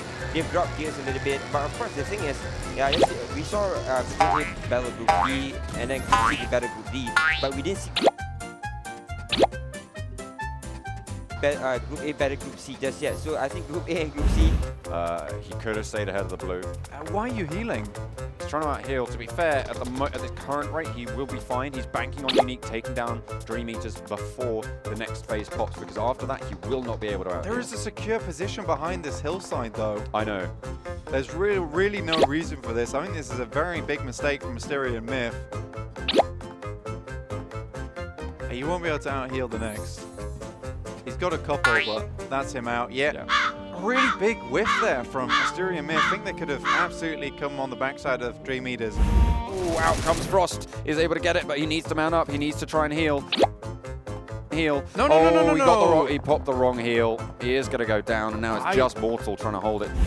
To drop him, a couple of players left. It's Oh, actually he doesn't know. Nagasaki. Yeah, Nagasaki is there. It's a hide and seek game right now. Like everybody, like, where is that guy? Like he's like, I'm chilling. Like everything's good. Like, Yep. It's all good in the hood as Euphoria is all alone. Nagasaki is their player, but he has been like found they're by not finding Spec. him. No, they don't know where he's at. Okay, Oh, they found finally. him. Finally, they found him. So it will be IF.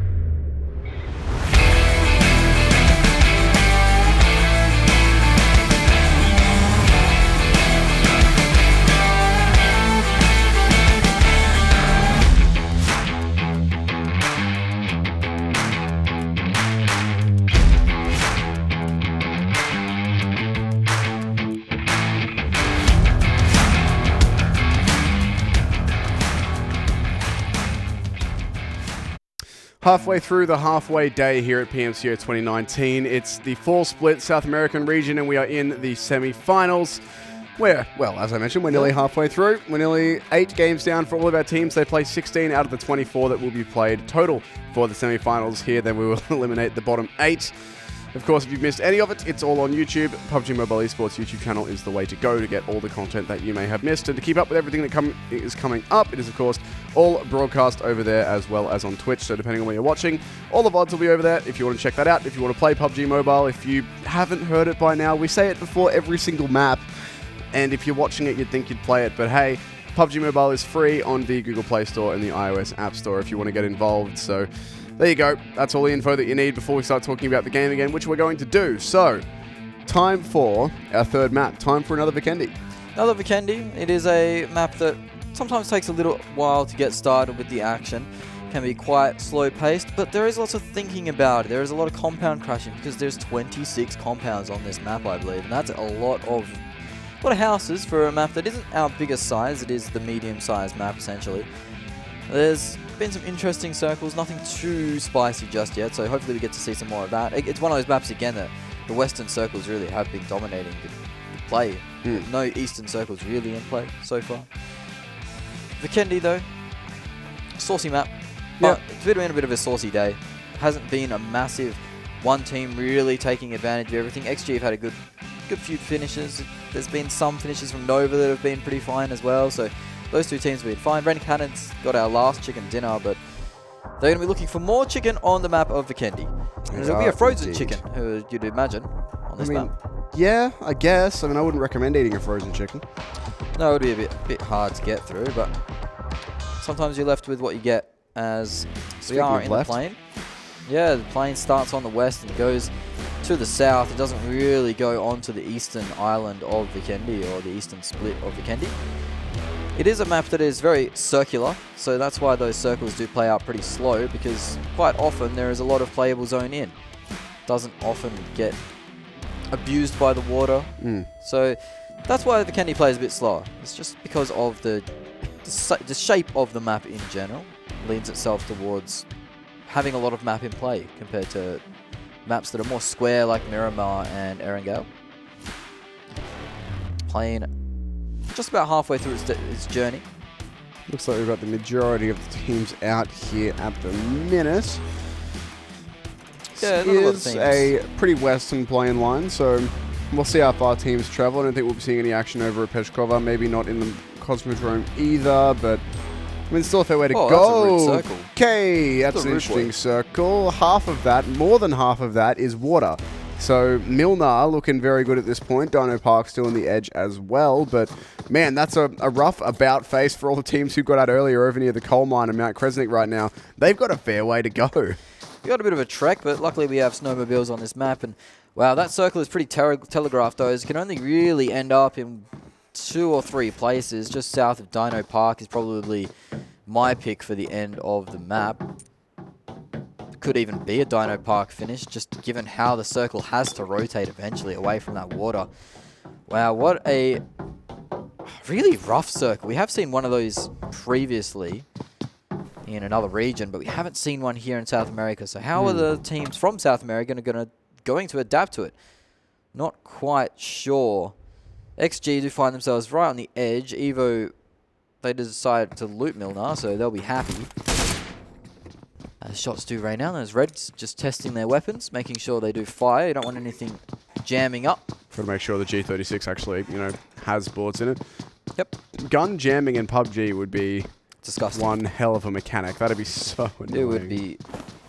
Personally, it would be like the worst thing I could imagine. I don't think I've ever played a shooter that's had gun jamming in it. And if I did, I can imagine it being incredibly frustrating. No, either it's way, not a thing. There's levels of realism, and then there's that. That'd be a step too far.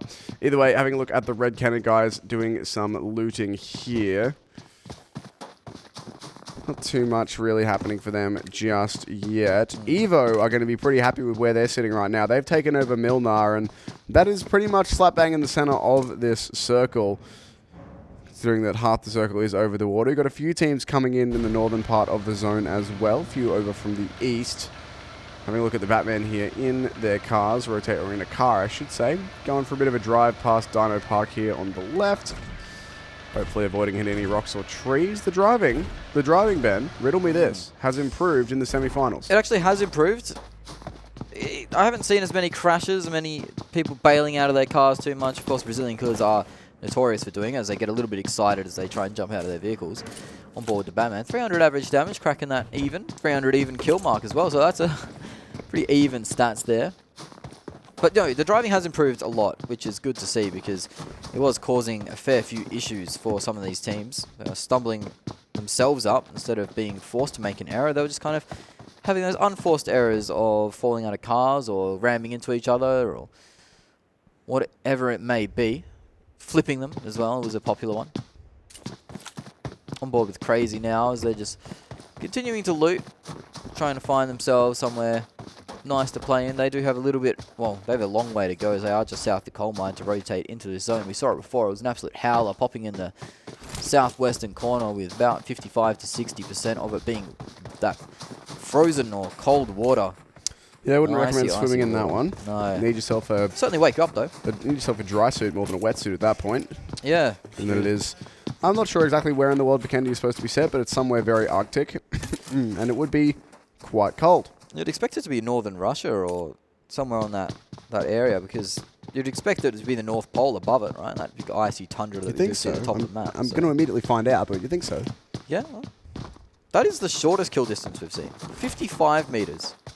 I mean, Crazy just haven't really been getting that many kills at all. So it's pretty understandable. Small sample size. Yeah, exactly. It's a pretty small sample size for them, unfortunately.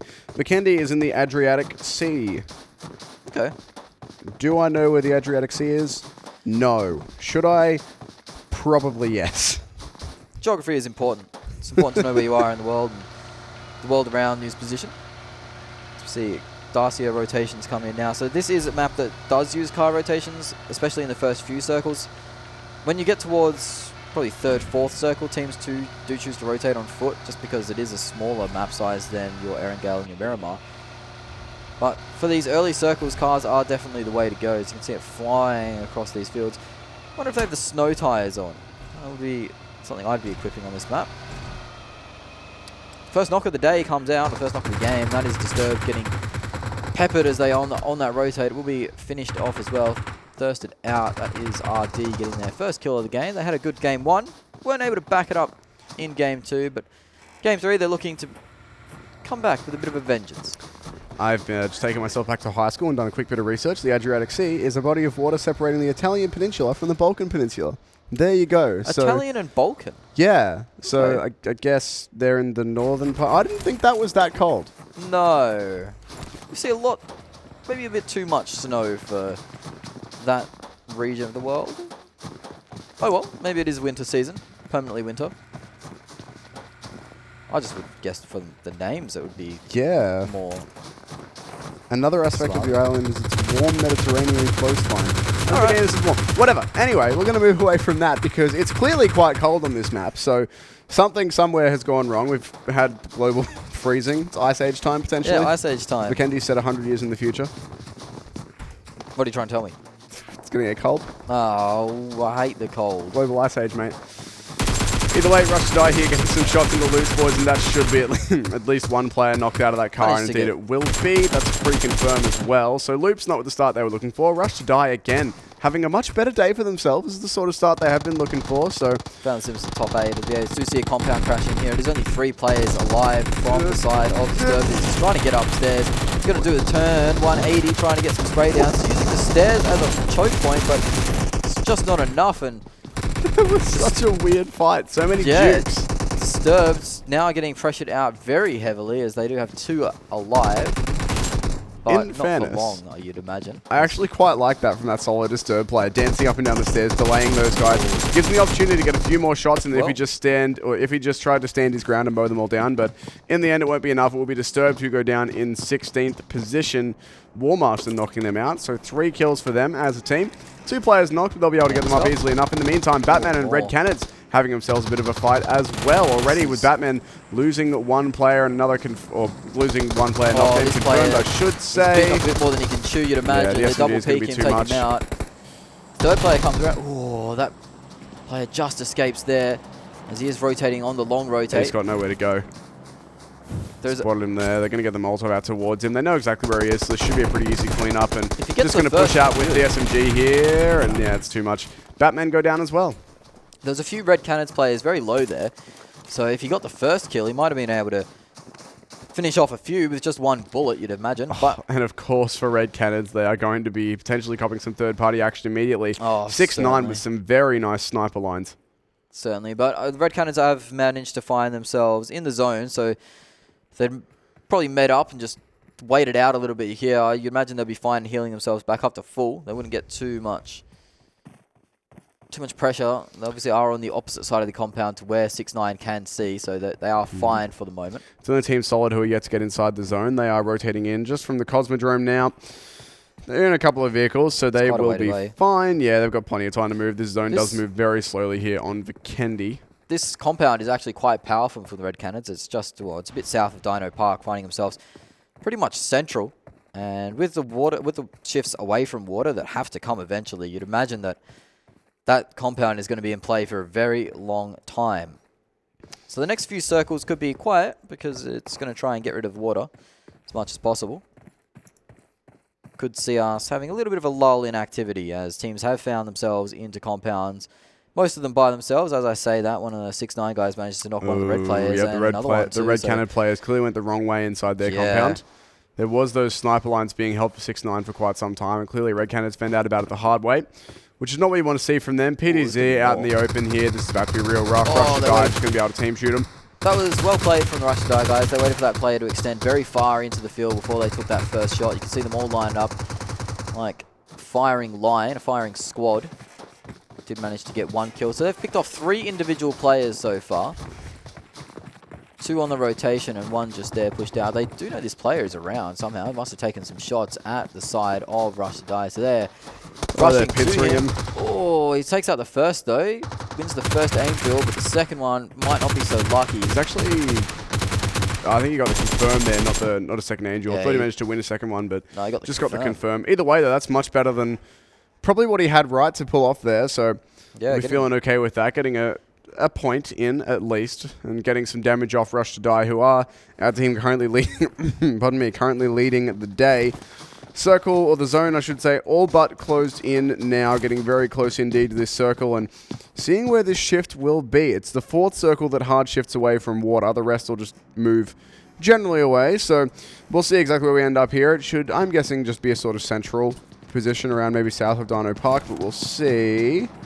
Yeah, it's just, okay, so it's just going to close in for a bit and then 4th circle should be an eastern shift. So this may well end up with like a Milnar finish. Milnar finish, maybe North Milnar could be in the books or could be in the works as Dino Park is getting slowly encroached by the zone. Winery has been essentially eliminated. So it is moving more and more central. This zone has been quite centrally placed. You'd expect the teams to be pretty quiet, but we have seen some strange action as Paulie pads his healing stats a little bit more, the 9k player. That was actually quite a high amount of healing to be done. 173 distance of the max distance for his kill. So not the biggest, but still an alright. It's an AR spray down or something from a car or something. You can imagine. I wonder what the biggest one we have is here. Might have to ask backstage what the large see if we can find that out. EVO 4 strong. Had a really good Sanhok game from them. Helped them out in the points tally quite a bit. But they're going to need to back it up because they were finding themselves down towards the bottom of the standings. As it seems, only action breaking out at the moment really is on that southern eastern side where Team Solid had to rotate in eventually. That is one of the Team Solid players wearing... Snipe from Crazy. Yeah, Crazy. It's not that far of a distance, so it's not going to break any kill records or distance records, but it's going to be painful for the Team Solid guys as they start to lose armor and helmets to those sniper rifles. You saw an M24 on the ground there being bypassed by one of the EVO players. Sniper rifles aren't the most popular at the moment in PUBG Mobile, as one of the 6-9 guys gets answered actually by WarMasters. That was a bit of a further shot, so impressive to get that with the G36. Ooh. There's that sniper ringing out again for that Crazy player. That's a different squad. 9k actually wearing that in the face this time. There are lots of squads in the area. But just because everyone's in compounds, we actually see one of the teams moving up. That's Solid safe. I told you, Team Solo is safe. They're moving up in towards the red Canids compound. They're going to find themselves with a lot of action coming in, as XG might be able to hear them. Not this player in particular. One of the other XG players is looking in the direction. But that was about the only action we've had so far on the map for a little bit. Here's Solid. Team Solo safe, moving up a little bit. I mean, I was sitting here, I still am sitting here with the like wiki page open for Vikendi, ready to do some trivia in the event about the map, in the event that we did have a quieter thing. But it looks like we might have some teams looking for some engagements here. Solo Safe have slowed down for now, so maybe not from them, but the circle is going to shift here in a couple of seconds as the zone does move closer. And crazy, that sniper rifle player, MZK, is taking some shots now, getting spammed by Thermite here from Guardians Imperium. And if they can keep that sniper rifle down, if they can suppress him, then that'll just make things a bit safer for, well, everyone, really. Yeah, everyone to move forward a little bit, gain a little bit extra ground. The circle is moving in. Eventually, it will close in about 10 seconds away from doing that, so the teams will be very wary that we're having their maps open, ready to rotate, especially if they find themselves out. Oh, that's a Groza actually picked up by one of the crazy players. So that's a really nice gun to have in the late game or the later stages of games, as the close distance action from that gun is fantastic. Circle about to shift now, and this should be moving more towards the mainland. Let's see. No, okay, so it's still out to water. This next circle has to be the one where it moves out of the water. It's always fourth circle. So we're looking north of Milnar as being the most likely sort of area where this is going to end up, and a lot of teams are still holed up in this region, so it's really only a couple teams who have to move. Team Solid have to make a tiny rotation into the circle. PDZ and Rush to Die coming around the top. Other than that, pretty much everyone's already in, so once again, this might be a bit of a quieter time.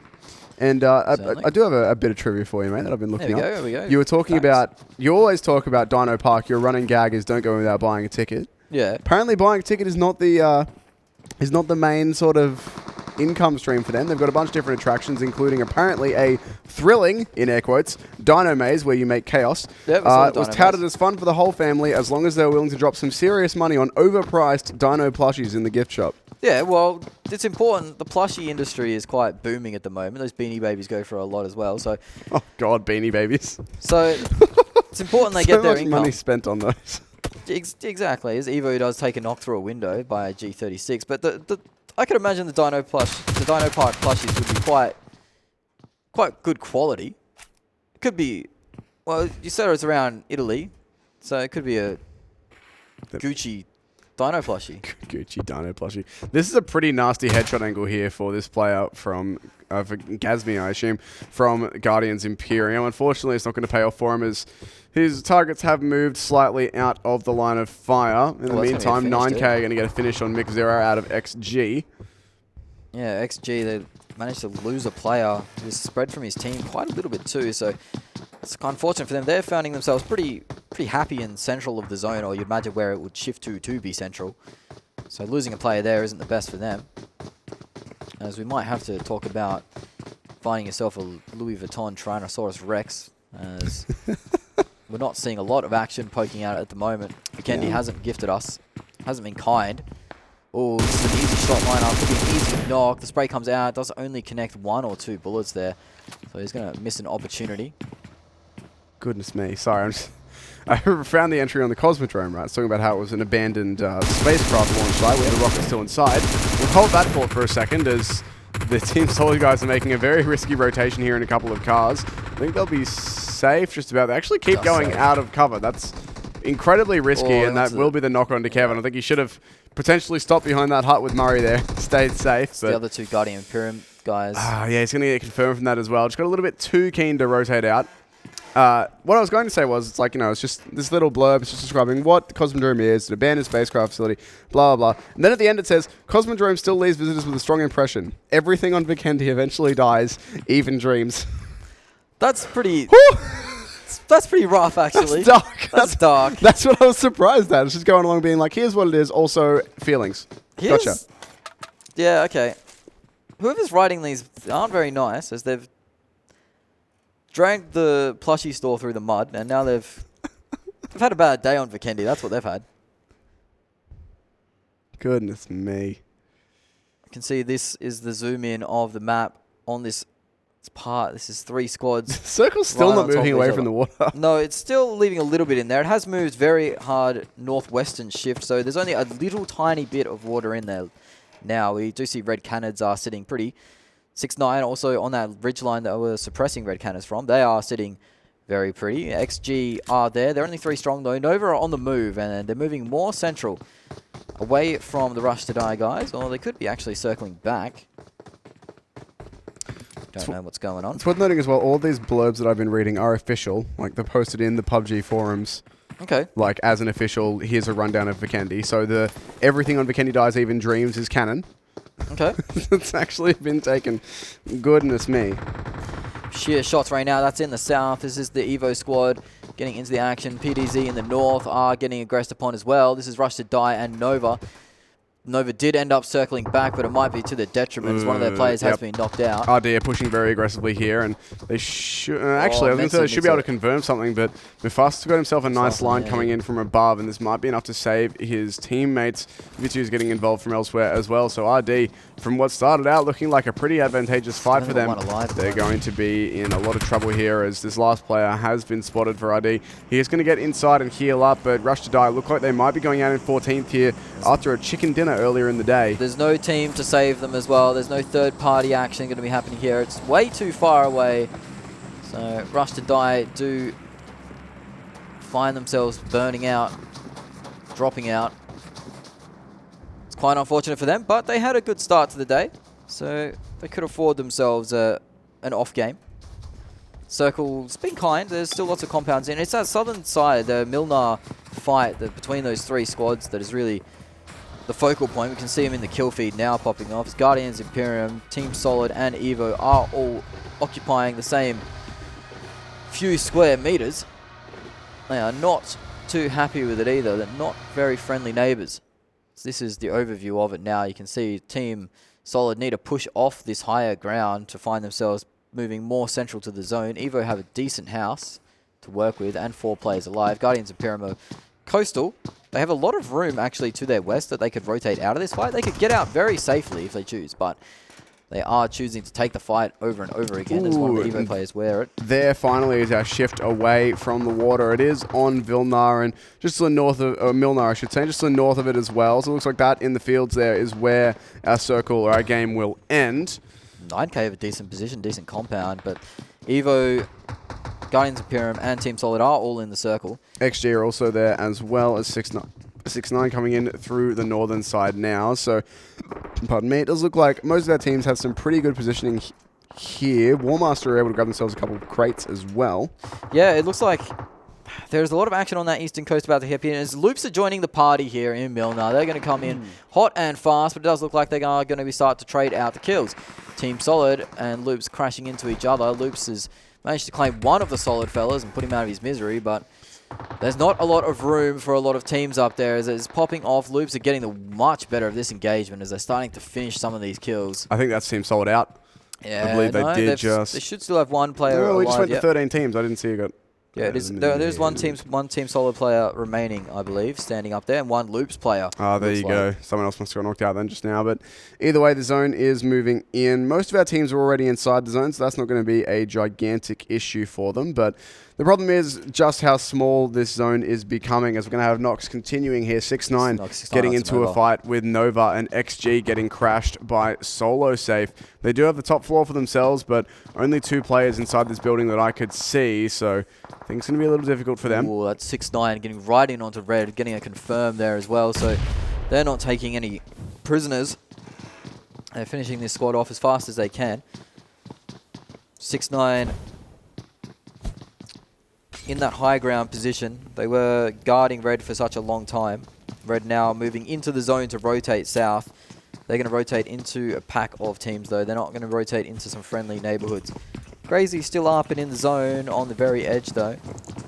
As the red Canids, they're really just driving around looking for a home. But it's all nothing for sale at the moment in this area. Which is unfortunate. Solo Safe here. Pretty happy to stay on the bottom floor for now, and and let XG have the top. XG's other player is outside this building and a fair way away, and they're having to use a decent amount of utility to keep Team Solo safe at bay. The circle about to move again, and it's going to shift harsh northwest. That actually leaves 6ix9ine in the best position all of a sudden. Nova very close by as well. WarMaster not too far off, and 6ix9ine going to kick it off. They are immediately mowing down Nova. Solo Safe and XG immediately going to kick off their fight as well. Now they're outside the zone. It looks like it should be XG losing the bulk of their players. Of course, there was one player not inside this house, so he will be safe. It's Yakuza here on your screen, but he's just lost the majority of the rest of his team, and there's nothing he can do about it.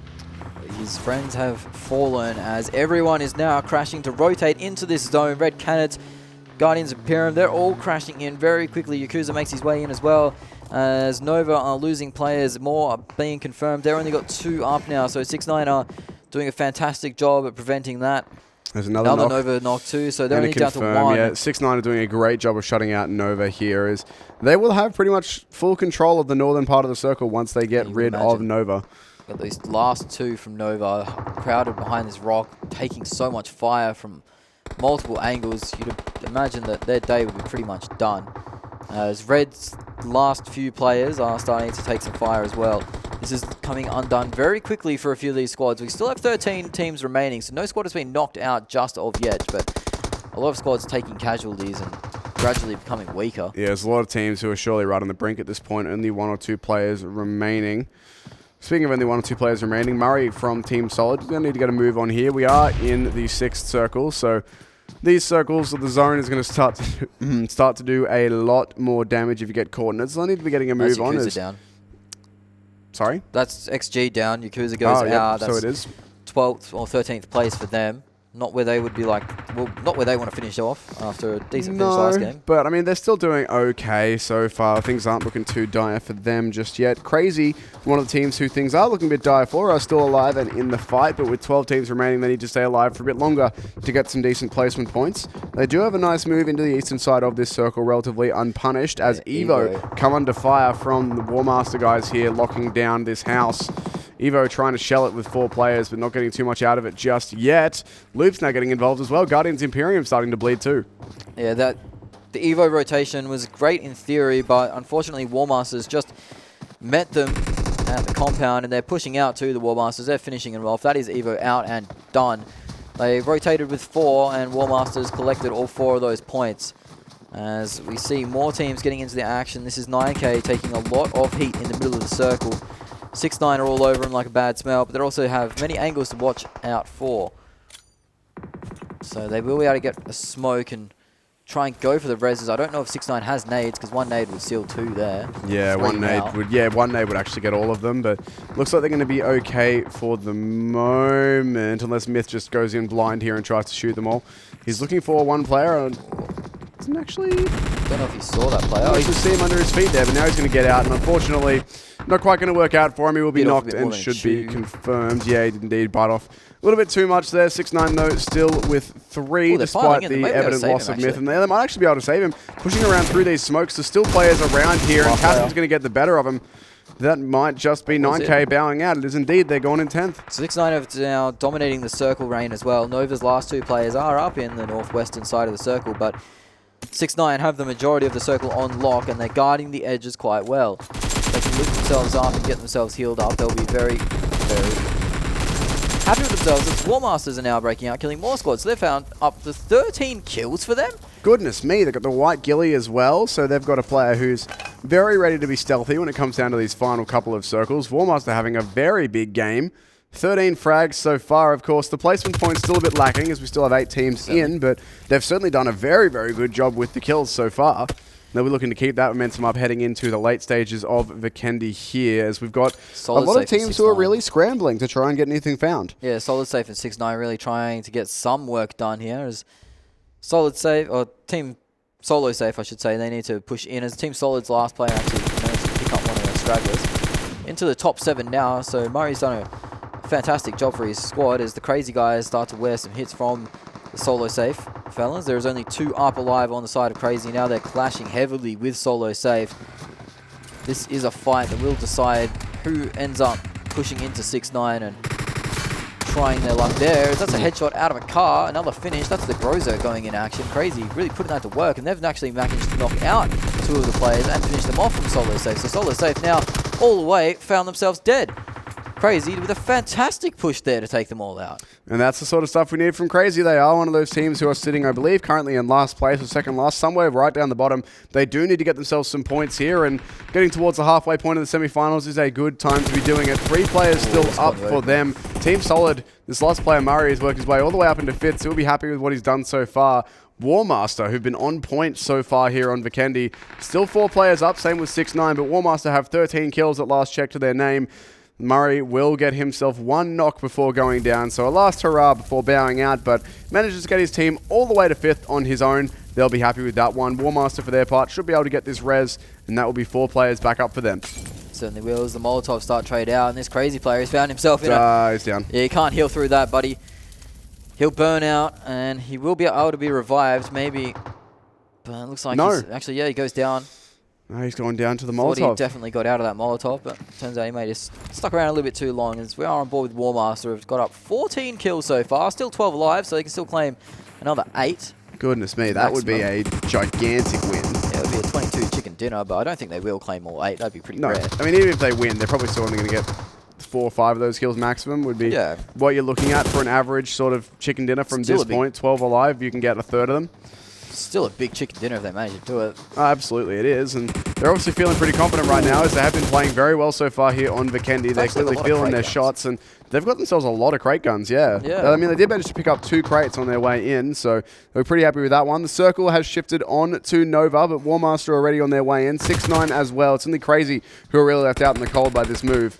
6-9 have got themselves 10 kills as well, so we've got a high kill game here from our 2 squads with 4 remaining.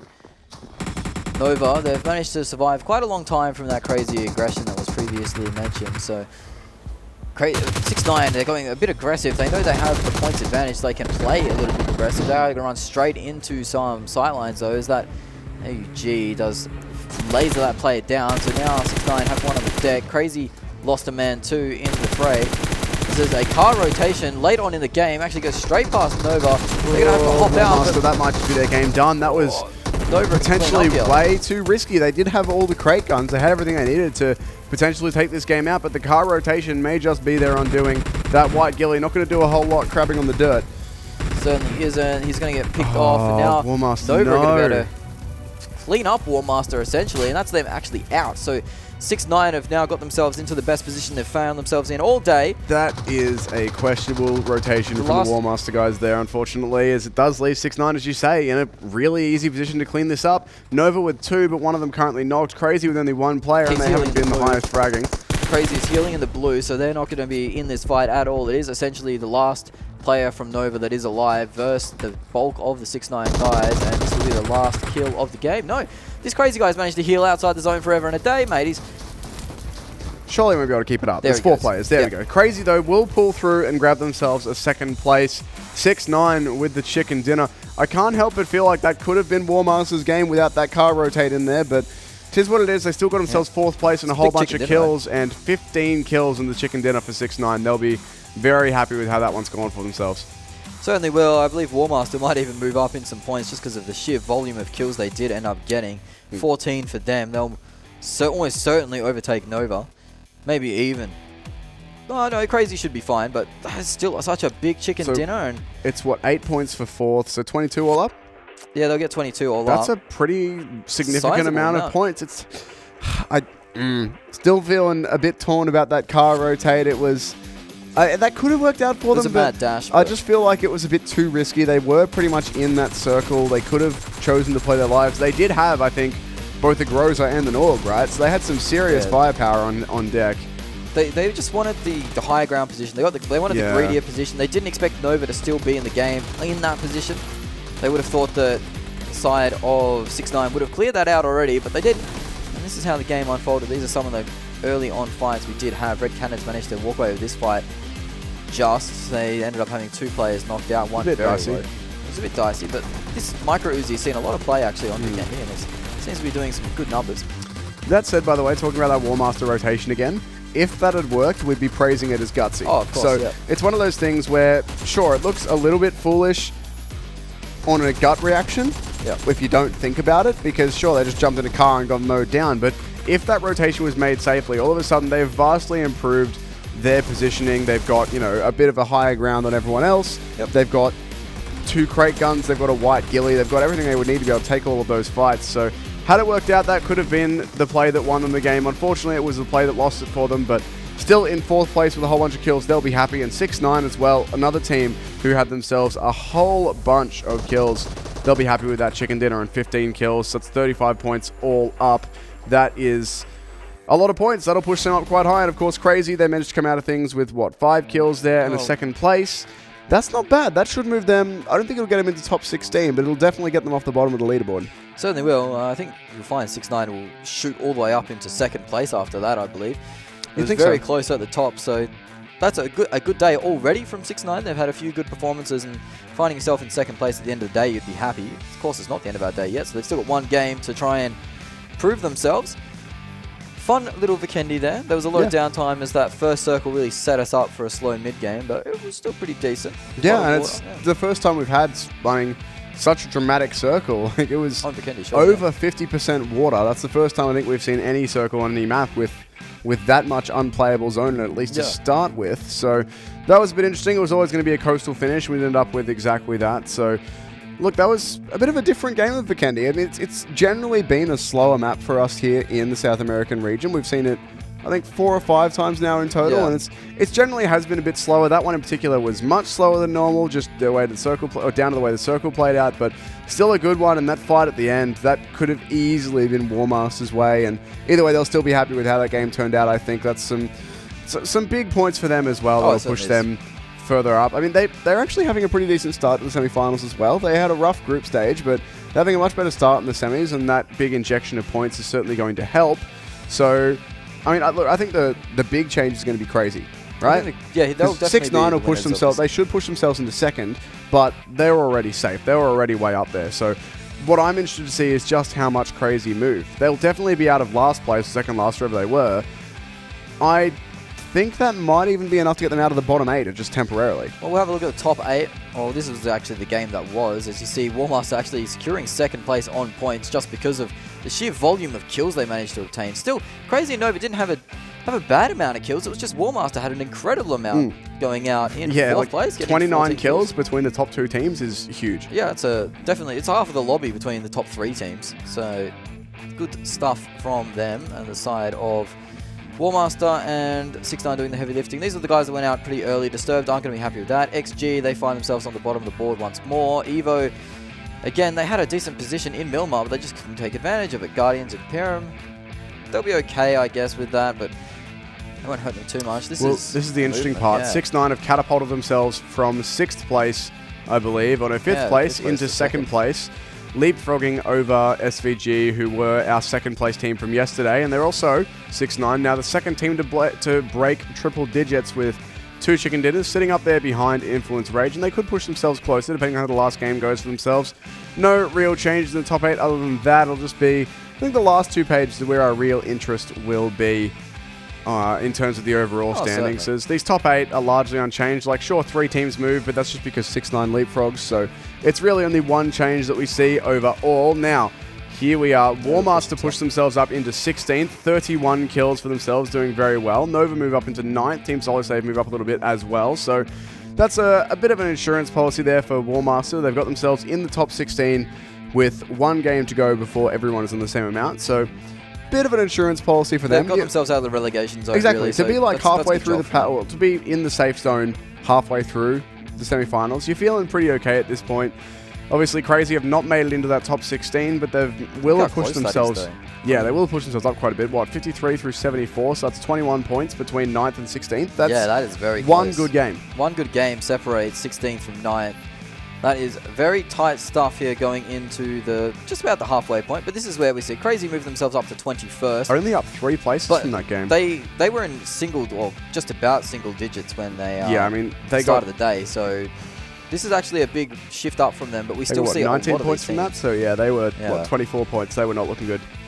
If some of these teams can have a big game, and the last game, Team Solid, Crazy, EVO, GI, if those guys get a big game, they could push themselves and make this a lot more competitive at that 16 mark. That 16 mark was about 54 points, wasn't it? And Something like that, yeah. So there's a few 17 and teams knocking 18, on the 17th and 18th are both really close. I think it was 51, 52, 53 for 18, 17, 16 in that order. Yep.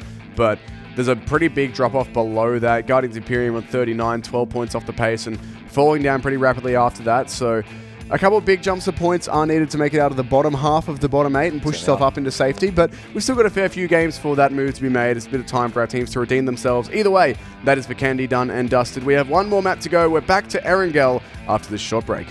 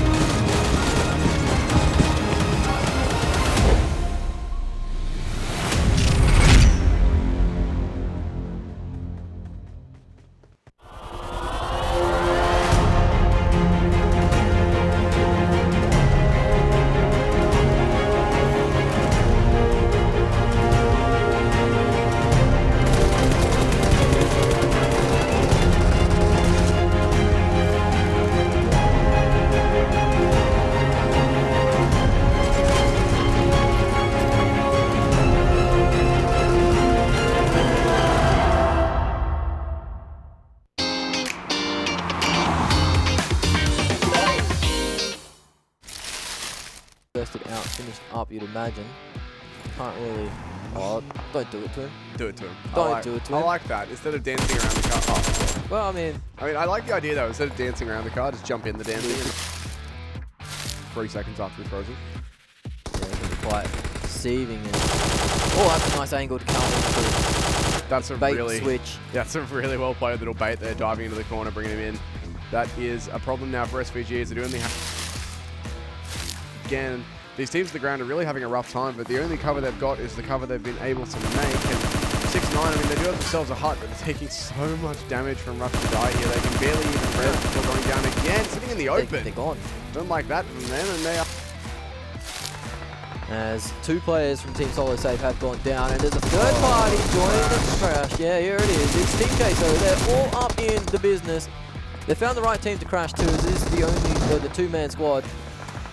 This player rotating around, running around. He's not long for his world though. He's got so many players chasing him down. He does manage to get a second though, so Axial needs to be careful here. He doesn't want to go down next. Does manage to get the knock, and he'll be able to save his whole squad. That was very... mental at this point. So yeah, here we go. We've got the ace player pushing in front of finding information. He does get 1 knock. There is 1 knock to be claimed still. One of their team solid players has pulled up in a car, but I think he might have to try and run away. As both the team solid players are knocked by the AK-47. And that car is also being sprayed, so we could see.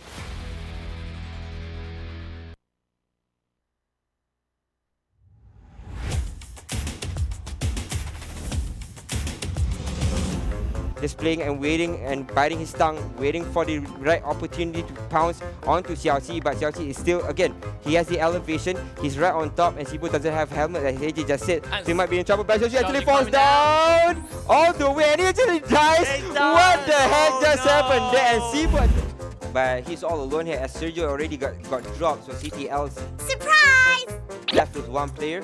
The Nick comes flying in. Holy smokes, yo, totally face. They've dropped gears a little bit, but of course the thing is, yeah, we saw Group A battle Group B, and then Group C battle Group D, but we didn't see Group A battle Group C just yet. So I think Group A and Group C. He could have stayed ahead of the blue. Why are you healing? He's trying to out-heal. To be fair, at the current rate, he will be fine. He's banking on Unique taking down Dream Eaters before the next phase pops, because after that, he will not be able to out-heal. There is a secure position behind this hillside, though. I know. There's really no reason for this. I think this is a very big mistake from Mysterio and Myth. He won't be able to out-heal the next. He's got a couple, but that's him out. Yeah. Really big whiff there from Mysterio and Myth. I think they could have absolutely come on the backside of Dream Eaters. Ooh, out comes Frost. Is able to get it, but he needs to mount up. He needs to try and heal. heal. No, no, no, no, no, He got the no. wrong, he popped the wrong heal. He is going to go down, and now it's just Mortal trying to hold it. To drop him, a couple of players left. It's Oh, actually he doesn't know. Nagasaki. Yeah, Nagasaki is there. It's a hide and seek game right now. Like everybody like, where is that guy? Like he's like, I'm chilling. Like everything's good. Like Yeah, it's all good in the hood as Euphoria is all alone. Nagasaki is their player, but he has been like, found they're by not finding Spag. that. No, they don't know where he's at. Okay, Ah, they found finally. him. Finally, they found him. So it will be IF.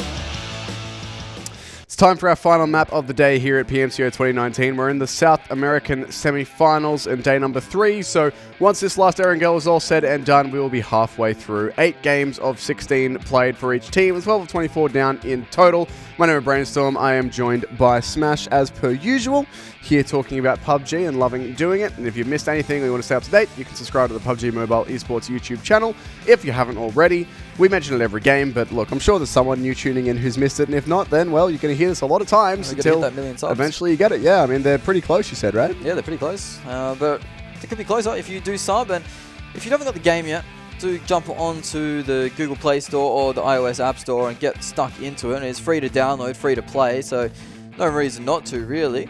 Got some nice little crossovers going on as well at the moment. The Walking Dead Daryl Dixon bike skin coming through. It's a nice one to come through. There's now I'm just thinking like a PUBG zombie mode. There is PUBG zombie mode. It's fantastic. Oh god, it'd be terrifying. It'd be terrifying, but it's pretty fun stuff. Oh jeez. It's actually. I haven't actually played. Is it player-controlled zombies or is it AI? Player. Okay, cool. So good. I was going to say that would be amazing and terrifying. No, it's really fun stuff. So you should get stuck into it, definitely. Oh look, man, I'll check it out. I've got the game, so I'll have to go and play some zombies. Either way. We are getting into our last game of the day now. It is, pardon me, Erangel that we return to. It'll be halfway through the semi-finals when this game is all done. So, getting towards the pointier end, I suppose. Well, we're at the round end, really. We're at the middle now. Yeah, we're at the middle once this game is done. We're going to move into Erangel again for the second time today. Now, it is the bottom 8 teams of the 24 that we currently have who we will lose when this map is all done. So, there's a decent amount on the line for some of our teams. Teams like Crazy had themselves a good game last time, but are still right down the bottom. At the moment, who's going to be painting the plane? It is Myth, I believe, who is going to be painting the plane in this game. So he has chosen our skin. Normally someone comes in and, I mean, he's been up at the end the last couple of times, but normally someone comes in and snipes him with the glittery plane. But we're back to the alien-looking situation. Plane line starts over the military base and heads to the northwest. It's pretty safe. There's not a lot missing out. Yeah, Yasnaya is a little bit far away for teams that like to loot around that area. Saverni isn't that far away to go. There's a lot of action that could unfold here, especially in the early doors, as Pachinki is straight underneath it. We can get to Roshok's school pretty easily. I like this plane. I like this plane quite well. There's a lot of players actually hopping out pretty early stuff. Nova have been going to this military base pretty much all day or all tournament. Red are joining them this time. XG out there as well. TS too. So, I mean, there's a few teams we don't normally see on the military base. We do usually see the last game of the day, the last Erangel of the day, is a bit more aggressive, a little bit more fast-paced though. So teams usually throw a bit more caution to the wind, knowing, oh, it's the last game of the day, let's have a good one, let's have a blast, or they'll be, you know, let's get this over and done with mentality. So teams do go aggressive, and it leads to some pretty awesome gameplay, actually. There's this military island. Red are actually all over the southern side of it. So they're on that southern road just rotating around to those small compounds. That is a rude circle. It's actually pretty friendly. That's actually pretty good considering what the plane path was. The majority of the server, of the lobby I should say, are within that circle, and the ones that aren't are only heading outside of it to loot. We've got a few teams heading up to Georgia Pole as well to check that action out, get themselves some looting happening. So it's not too bad for our teams, really. Had the plane path been anywhere else, that would have been a pretty rude circle, but all things considered, that's pretty friendly. Will allow most of our teams to be inside it without too much effort. Even half the military island is inside that circle, so our teams down there won't be under too much pressure to rotate. Western again, though. We've seen so many Western circles. That quarry area is definitely getting a workout. So is Gatka and south of that, the Chopsticks area as well, getting a bit of a workout. Lots of corpses lying on that side. I'd love to see a heat map, actually, of this PMCO South America and just see how many Western circles we've had. It must be definitely double digits on Erangel for sure. Yeah, considering we would have played, so we... This is day 9. It's day 9 overall, this yeah. This will be the 18th Erangel. So 18 Erangels, you're right. Yeah, that's what I was just trying to do. You've beat me to the mats, which thank you so much. That means I don't have to do it. Yeah, it does feel like the bulk of them have been pretty Western. We've got a bit of a compound crash here. I was going to say by 9K, but they were already in the compound, so it's more PDZ who are doing it. And it's been caught napping. Well, he was not at all ready for that. And where just hope he's his team? Quite a while away, actually. They are spread from North Georgia Pole, essentially. Cool. You hate to see that. Well, he's going to end his day early and has a opportunity to have some dinner, maybe spend some time with family, you know. not play the game anymore. Well, he's definitely not going to be playing the game anymore today, as that's Well, a pretty tilting way to go out, actually. He could, just not in PMCO. Not in PMCO, no. We got a box head here. Not the safest thing to have on your lid. Limiting If your you field of can't vision see the to- enemy, they can't see you. That's how it works. Maybe if you're about 4 years old, I reckon. That's about the sweet spot for that line. In the Hitchhiker's Guide, the book, there's an enemy like that. Oh, really? A creature that's described as so mind-bogglingly stupid that it assumes that if you look at it with your eyes shut, it can't see you. That's fantastic, that is.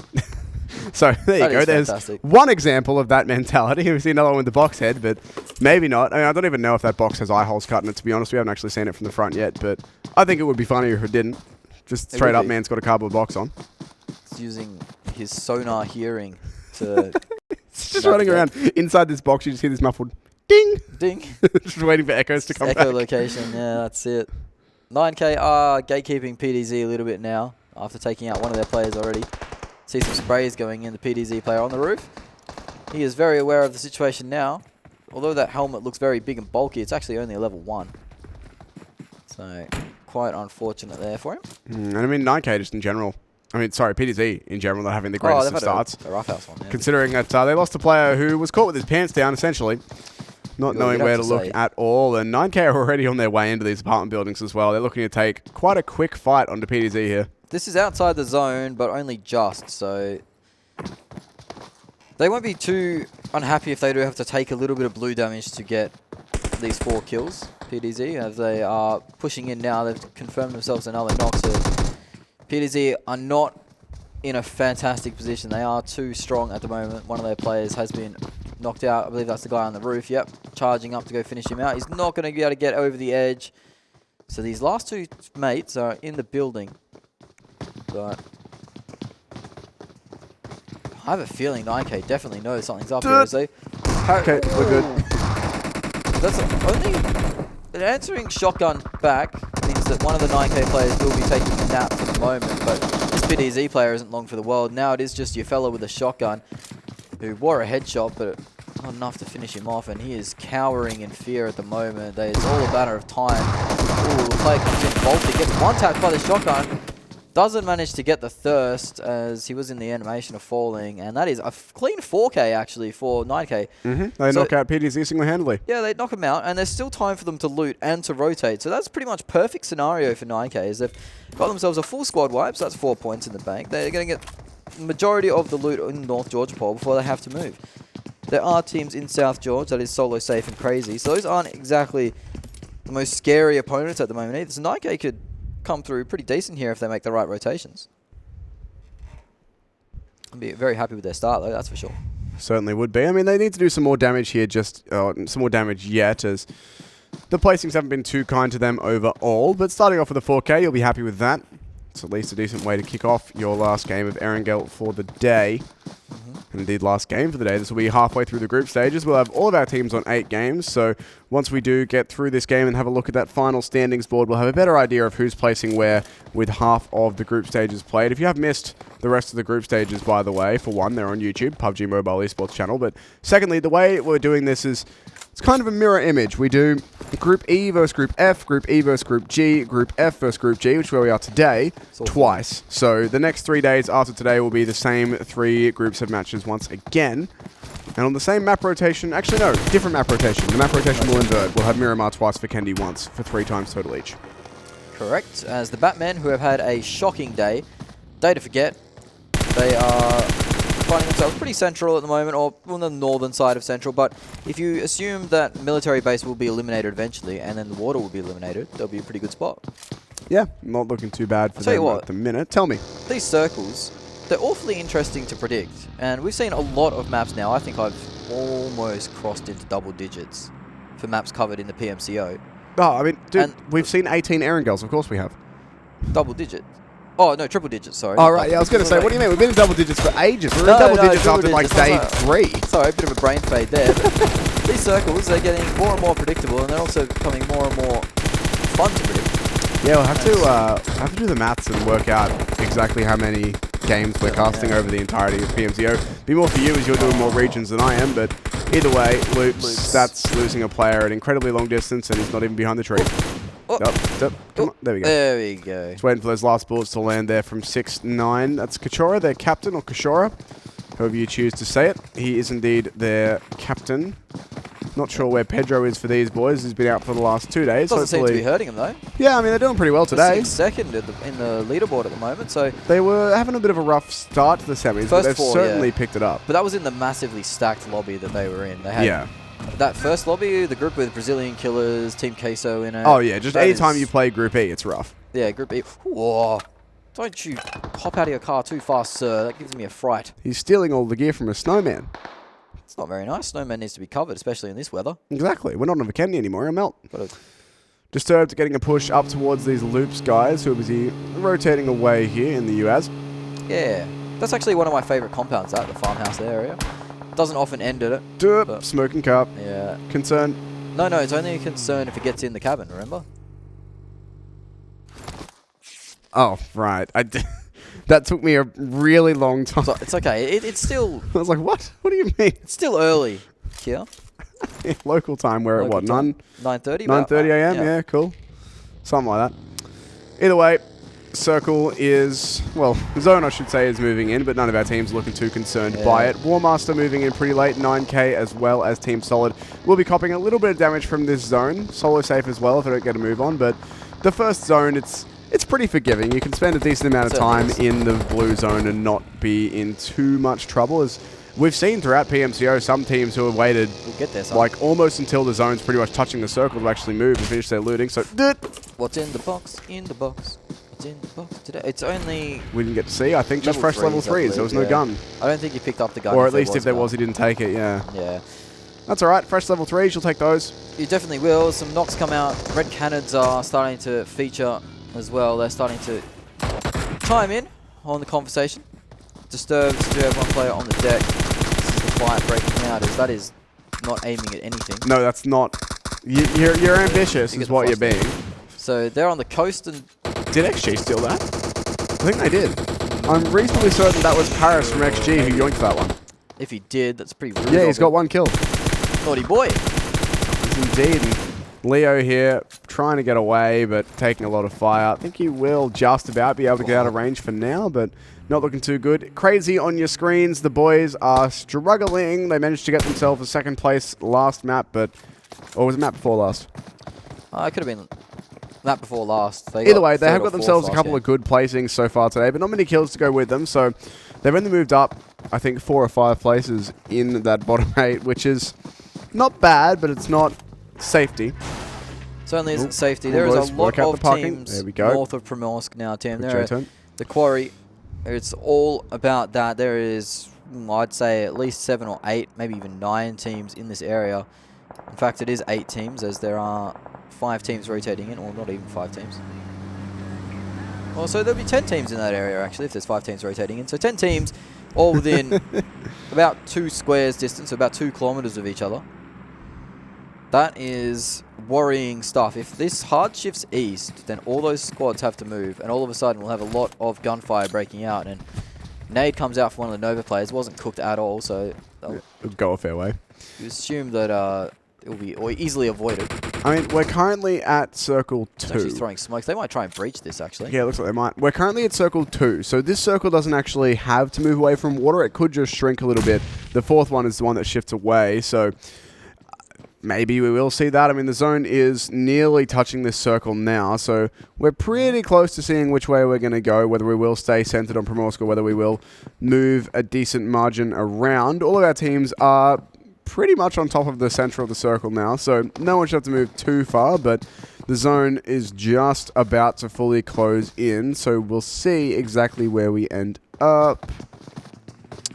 And it's going to shift more central. Yeah, it is more central on that southern coast area. And that means the next circle is going to have to shift north, as there's only water in the south of it. It won't make it onto the military island, so it's going to be Primorsk that's going to get a lot of action here by the looks. Primorsk might have a bit to kick off north of it as we see the action go out. This is the Disturbed guys. They are sitting dead last, or maybe second last at the moment, so they need to get points and get them in a rapid rate, as they are finding themselves in a decent compound, though. This is actually a really nice spot for them, as they are just on the coastline or the coastal road, having a lot of teams looking at them, but unless they get compound crash, they should be fine. As this is Nova, they are on the coast themselves, just watching out for this last player, hiding out in a shack. They are stuck between a rock and a hard place at the moment. As Loop's taking fire on towards our squad, I believe that is the Guardians of Imperium guys. They can't really afford to have too much of a bad day or a bad ending, as this is the halfway point, and I believe they would just be inside that elimination zone if they did have a bad game. Nova starting to stack the cars up, starting to think with vehicular cover. As another squad joins the crash here. So we're going to have 3 squads on top of each other, crashing all into the same area. Oh, I believe this is EVO, Guardians, Imperium are in the mix as well. These are some teams that need some points, Tim, and they're going to try and steal them off each other as the nades are going to start to roll out. He's going to try and bounce them in through the windows. Oh no, EVO are copping some fire as well from far away. Loops getting involved. 9k now onto Loops though. This is a constant like Obi-Wan Kenobi. There's always a bigger fish sort of deal. Certainly is always a bigger fish at the moment, as Crazy might start even getting into this as well. Solo Safe are rotating in from the west. So there's about 5 or 6 squads that could all potentially end up fighting in this one team fight. Yeah, it's certainly looking like that at the minute. Smokes go down everywhere for EVO, so they can try and be a little bit sneaky here. Yeah, they're going to have to be sneaky. I mean, it's coming up to spooky time, so... It is coming up to spooky time. As it's technically known. Guardians Imperium still inside this house for now and still safe for now, but a lot of enemies sniffing around close to them. And EVO, they're currently getting distracted by having to fight with Loops here once again. He's actually going to hop out the window. He doesn't manage to get the spray down into that smoke. He was basically on top of the player there, so that's some good movement to hop out the window without doing the vaulting animation. 1 HP. And a dream. And the dream is to stay alive, but EVO are throwing more and more nades in this building. I think that was some smoke so they can try and get inside. And HE grenades are flying into this building. 4 players trapped in. One's actually managed to find the outside, so he's on the outside. We'll poke around and go for a spray. Doesn't manage to get the knock. This is some interesting activity going on in this area, isn't it? It's a very awkward fight for everyone involved. EVO really want to take this battle, but they're worried about getting shot by Loops. That's why they had to pop so many smokes outside and inside. Just pop that car real quick. Gazmate's going to pop the car. As you said, that circle is a big shift east over the ferry pier. It should shift north again next time, as it does to get the rest of that water out of there. So that's looking really good for a few of our teams, like 6-9, I believe, are in a pretty decent spot in the north side of the circle at the minute, considering that it should be shifting more north. Either way, Guardians Imperium are still trying to fight their way out of this house. EVO keeping them in there. Surely both teams are out of smokes at this point. There's been about 30 thrown. EVO have overstayed their welcome, though. They need to rotate. They need to get out now. This compound is nowhere near the next zone. So, yeah, it's all well and good to keep Guardians Imperium there. They won't manage to get any of the kills, but now EVO are getting third-partied essentially all the time, as a lot of teams are going to pile in, and Disturbed's compound is about to get crashed by about half the lobby, you'd imagine. They are going to run out shots. Nova's position that has been fortified by those vehicles is also a popular one to rotate past, as we can see some of the 9k players falling down to that spam as they go through the beach line. Team Solo Safe rotating in. They were the ones that crashed into Disturbed's compound. They're getting peppered for it. Loops on to Nova as well. There is so much action for these two squads, the Disturbed guys and the Nova guys. They set themselves up in a fantastic position. No, Red are coming in here as well, crashing into Team Solid, but they're actually going to not get the better of this fight to start with. EVO getting the third-party action happening as well. Once again, everyone is fighting everyone at this point. Certainly, there's so much action kicking off. A lot of work to be done here. The Red Canids are trying to fight their way out of a pretty terrible situation. That said, Team Solid aren't looking too great either. Locked inside a very small hut. Certainly are locked inside a very small hut. Be a lot of expensive rent in Sydney for that one, but, you know, not a lot of room to maneuver here for them. No, around the ferry pier, it won't be too bad. More knocks coming out. 6-9 are in a position where they won't have to really answer to anyone, so that you would expect them to be quiet. XG are posted up on the pier itself, getting some beautiful angles, actually. Rush to Die are trying to rotate in through the water. I haven't seen the same two teams or have a fight in the kill feed for the last minute. We've still got 15 teams, by the way. Consistently different teams getting involved. Oh! It's a bit too close to the sun there. WarMaster had a fantastic game last game, knocking out 14 kills, but one alive for them. You'd think that we're not going to see a similar result unless a miracle happens. I mean, you'd think that, but I mean, I know it's too early to pull it up. We don't normally get it until the top 10 or whatever, but I'd love to see the alive meter at this point, given that we've got to have so many teams on 1 or 2 players. We've lost GI. They've gone down. They weren't able to get outside that house that they were peppered in for so long. They were bunkered down in. I think Nova are actually in a really decent position here, especially with teams coming in from all sides, but they've managed to fortify their defenses with those broken cars. And if any team tries to rotate south and try and get out of this compound fight, they're going to be able to pick them all off. This last WarMaster player might cause a little bit of hassle, but if they can deal with him quickly... they're going to push him. Yeah, they are. I think there's anything here he can really do. He'll get the grenade out, but in the end, he's just going to get sprayed down. We will say goodbye to WarMaster, bowing out in 13th position. The nade, not going to be a problem in the end of things here for Nova, who already have 7 kills for themselves relatively early on, but this has been a very high kill, low team knockout sort of game so far. So now it's 34 alive at 12 teams. Yeah, like I'd love to see that alive board, which we should be getting in a couple minutes here, and just see how many teams have 4 players, if any. There are a few, Nova being one of them, 6ix9ine another. The circle has shifted. Nova are still in it on their little compound, or their little makeshift compound that they've made for themselves. So they're going to be sitting pretty happy with that, actually.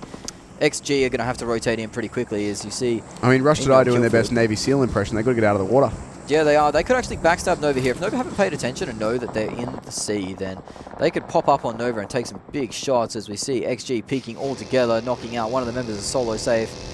Solo Safe is between XG and the zone, and you don't want to see that, as Team 3 tires gone. That is a slow buggy. You don't even bother driving that. It's just, yeah. It's running as faster at this point. It certainly is.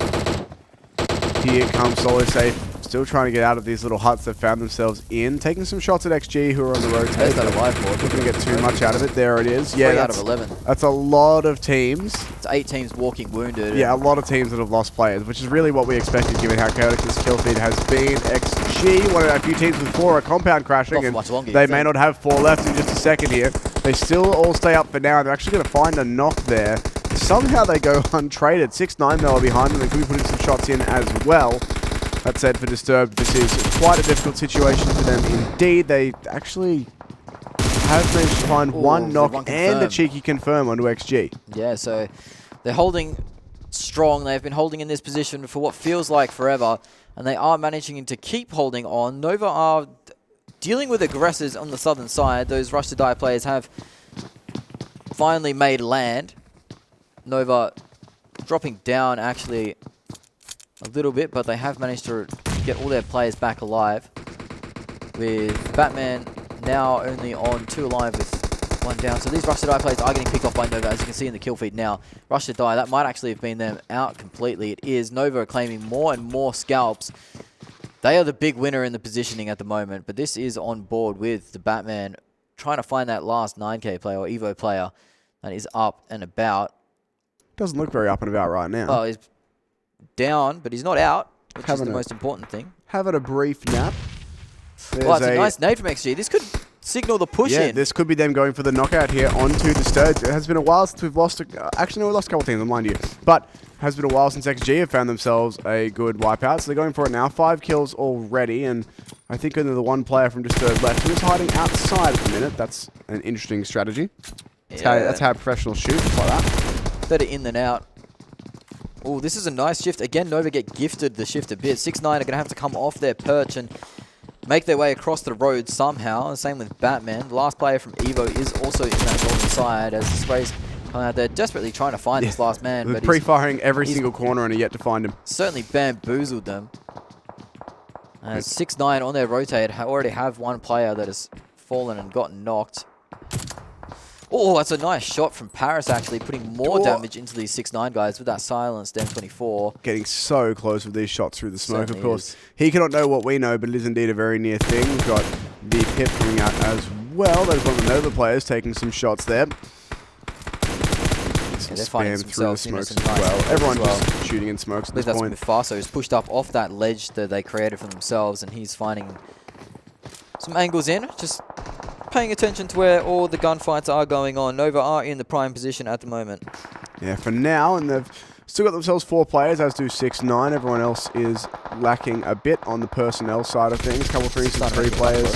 Couple teams with 1. That's gone, actually. That is a big spray, and they are gone. That's 6-9 just straight up eliminated. That was all of their players remaining. They're done. That was a flash, and they were all gone. The Batmen have managed to rotate in, but they are looking worse for wear with only 1 player alive. He isn't actually in the zone. He is far, far away, rotating in now. Batmen get picked off, and that is their day done. Crazy's still 3 alive, so they're doing pretty well for themselves considering their standings at the moment. They're sitting in 21st before this game happened. We'll have to see where they do end up. Now it's looking a bit more stable as we have 2 teams with 3, 1 with 2, 4 up for Nova still, and that last Disturb player hiding out in that shack, the garden shed. Company. This Nova player has found himself in an absolutely beautiful position though. He's found some high ground in what seems to be an improbable position. If he stays this side of the roof, the XG guys won't be able to answer onto him, so that'll be very handy. Yeah, it's potentially a pretty good position. He does have cover on his back as well from his teammates who are down on the ground who can keep him safe, so this is actually a very powerful position for Mufasa to be hanging out in. Looks like Samix is moving up to join him as well. In the meantime, the rest of Nova putting some shots into these 9K players. They will knock 1.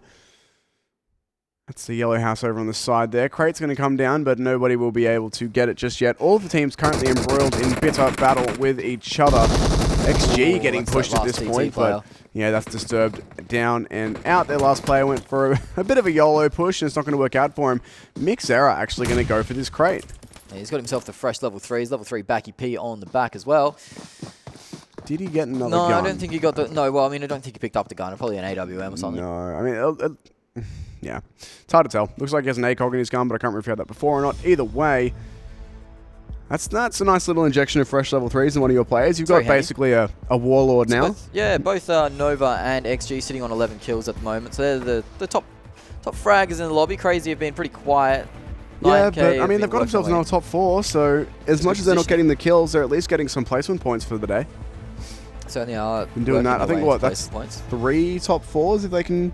Well, I mean, they're guaranteed top 4 here, so I think it's 3 top 4s today, it's 2 or 3 top 4s at least. Something like that. So, yeah, they're doing pretty well for themselves here so far. They do just pick up the killing points as well, of course. So even if they make it through to the next stage, if you're a team who's only placing and not fragging, you will get outdone, because there is a pretty heavy emphasis on kill points as we get further into things. But hey, they've got to get themselves out of that bottom 8 somehow, and this is a decent start towards doing it. Certainly is. Zone shifting around is more central. Nova, you just back them in from here, being the only team with 4 alive and pretty decent zone coverage. 9K are going to eventually have to move out of this house, and Crazy are being watched by the side of XG. XG also watching 9K, so this is going to start to get really interesting as these 2 teams have to rotate out of these houses eventually. They're getting watched like a hawk though. I mean, XG, they do have some pretty good sight lines out of this. They've already got Mixera down on the ground floor, so he can get a very potentially awkward for their opponents vertical crossfire happening with Paris here, as you cannot clear both those angles at once if you're coming out. You're never going to shoot at someone both above and on level with you. As XG will chuck out a couple of smokes there as well. Not getting too much out of it just yet. It's really Nova are the ones who can make the play here. Everyone, well, actually no. They didn't have to make the play. Everyone else does. And XG, they've finally found the opening they were looking for. They've dropped one of those 9K players. They haven't spotted out all the Nova guys on the opposing roof just yet. They are the fiddlers on the roof at the moment, as one of the Crazy guys gets knocked out by a Nova player on the roof. So XG and Nova kind of bullying the lesser opponents at the moment. It's going to be a bit of a race to see who gets eliminated first, you'd think, out of Crazy and 9K. 9K managed to pick the player up that was knocked. They still only have 2, though. It's 3 for XG and Crazy. So, feeling like 9K will be the ones bowing out in 4th position just based on probability at this point. But the circle actually favors them. And Nova, crucially, all of Nova, these positions they have on the roof that they've been so good for them, they're all out of the circle. They've got to make the move here. All of a sudden, it's XG who are in the position of power. They're the ones who are in this house without the need to move. It's not exactly the way you want to be throwing that grenade out. I don't even know where it went, to be honest. Might actually just be outside the window. So it's hard to tell. Could be a smoke just trying to push out it. Yeah, there you go. Looked like it was. So actually, it's not a bad little smoke. I don't think it's what he wanted, but I mean, it's not terrible. It does give Mixera a pretty nice angle through that window, though. He'll be able to spot the cross. The cross is the important part. Once you know the player is in that smoke, you can just start spraying down with that 40 clip AK. He's got 6 kills for the game so far, Big Mick. Can he put on a few more? get himself up to double digits. That'd be good. That'd be really handy. Nova yet to make a move, but the zone at their back, so they're going to have to do it pretty damn Crazy quick, as and well, you can already see them starting to give up their roof. They've sent 2 players forward. They actually want to keep this high ground for as long as they Crazy and possibly Nyko can. are about to clash. Oh, and they are Crazy's indeed. already got 1 player on the deck. The second one goes as well, so there's only 1 player up for Crazy now, 1 player up for 9K. Either of these 2 teams could be knocked out incredibly shortly as Nova starts to claim some of the kills onto XG. They've knocked down 1 of the players. So now Nova have found themselves in a dominating position, a commanding position, as they've found themselves on that eastern side of the building. And what XG are now answering back, so it's all back and forth, Tim. It is indeed, but they're still going to try and find themselves a res here as the players will confirm 9K one of are out. 9K's guys. One of 9K, them out. they've still got 1. They're still hanging in there. Them and Crazy both. Pretty much this is just a battle for the extra, 2 points I believe it is, the difference between 4th and 3rd. So this is just a 2-point battle between 9K and Crazy. They shouldn't be doing anything really to affect the outcome of this game apart from where they themselves play. So I don't think either player is going to have too many clutch opportunities that will be readily presented to them. They should be surrounded by multiple players, ideally, every time they do try and sneak somewhere. Like the XG guys might be stockpiling their meds onto 1 player, preparing for the worst. Getting ready for a heal off. It does look that way. It's not Mick though. They're going to let him Might do be some Paris. fragging. And actually see, we'll have to have a look. So the Nova guys managed to find a clean window to get in. Have to find where the meds have been located onto XG. 9K, Crazy, they're all so close. The Crazy guy's actually in the house with Nova. So, neighbors at the moment. He's got 5 medkits on this player.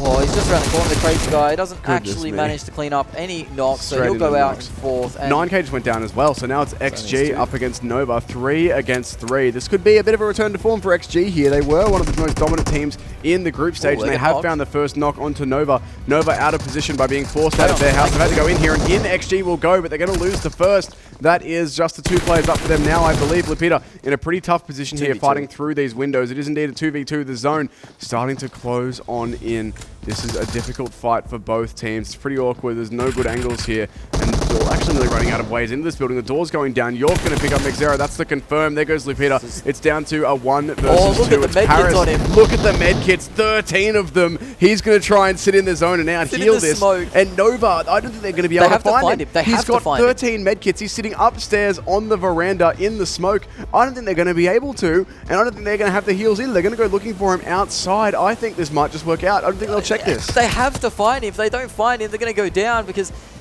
he's got 13 of the buggers, and he's got smokes as well. And I don't think they will know exactly where that smoke came from. Well, they can't push up the stairs. The stairs are in the blue, and if you take too many ticks, you'll go down. Here we go. The zone's closing in. I think Paris might just have made the play to take this game for his team. This is here will come the healing, surely. My God, 13 health kits. I mean, the real question is how many Nova have. Like, if they've Nova had 1 play with 5. If they've been smart, they've dropped all of their medkits onto the floor for one guy. Is he going to get the medkit off? No, he doesn't. He doesn't get the medkit off. So is this going to be Nova to win the game? What? The zone was too much damage. Paris You've didn't got get the 30 medkits. Start healing as the zone hits you. Oh no! It was too fast. The zone was too fast, too strong for XG. No. A valiant effort, but they do go out in 2nd place. Nova take the last chicken dinner of the day for South America. And you got to think Nova are breathing a sigh of relief with that one. Certainly are. The zone's closing in. There's got to be a little bit of panic there. Just like, we can't find him. We can't get upstairs. What's he doing? How many medkits does he have? They had 13. Jeez, that's some crazy I mean, stuff. I do want to know how many Nova would have been able to scrounge together on one guy if they had just dropped all of their healing supplies over. I don't think it would have been 13.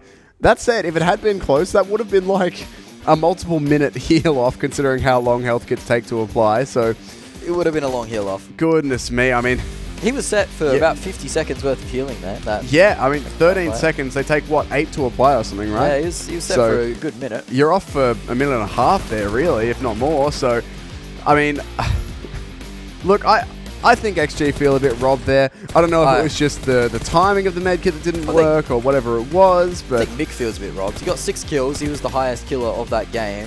Yeah. 5 on York, 5 on V2 as well. So, wow. That could have been the most exciting finish to a game that we would have seen here at the PMCO, as those players would have had to try and scramble upstairs to try and find him. Unfortunately, the zone was just a little bit too much for him. Yeah. goodness me. I can't believe that's the ending we have to our final Erangel. That would have been it. That would have been XG taking themselves another chicken dinner, but I mean, they still come out of it with 11 kills and a second place. Still pretty happy overall.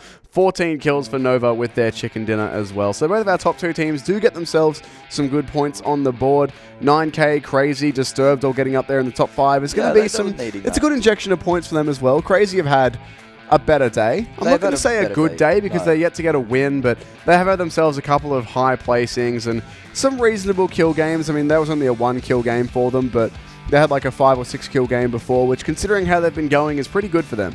Yeah, it certainly is pretty good for them. A lot of the bottom teams, at the end of the day, are starting to work their way up. There are still ones that are struggling. WarMaster went out pretty early in that game. They managed to get themselves a chicken dinner on the day, though, or a second place or third, was it? To Nova and 6-9. So they had a 14 kill game, so they were happy with that result. Something like that, so yeah.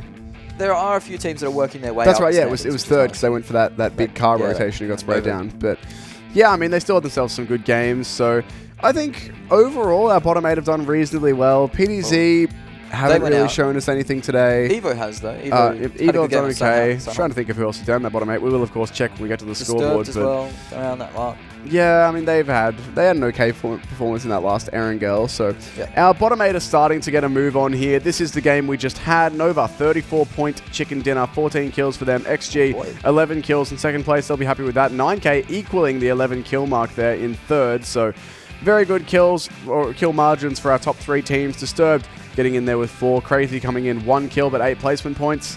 Again, that's a pretty valuable bump of points for them. There is, as we mentioned, a pretty big disparity in points between the bottom 8 teams now. So it's starting to get a bit competitive. You do need a few more teams to pick it up. Like PDZ Team Solid getting pretty stuck in the bottom at this point. Team Solid as well.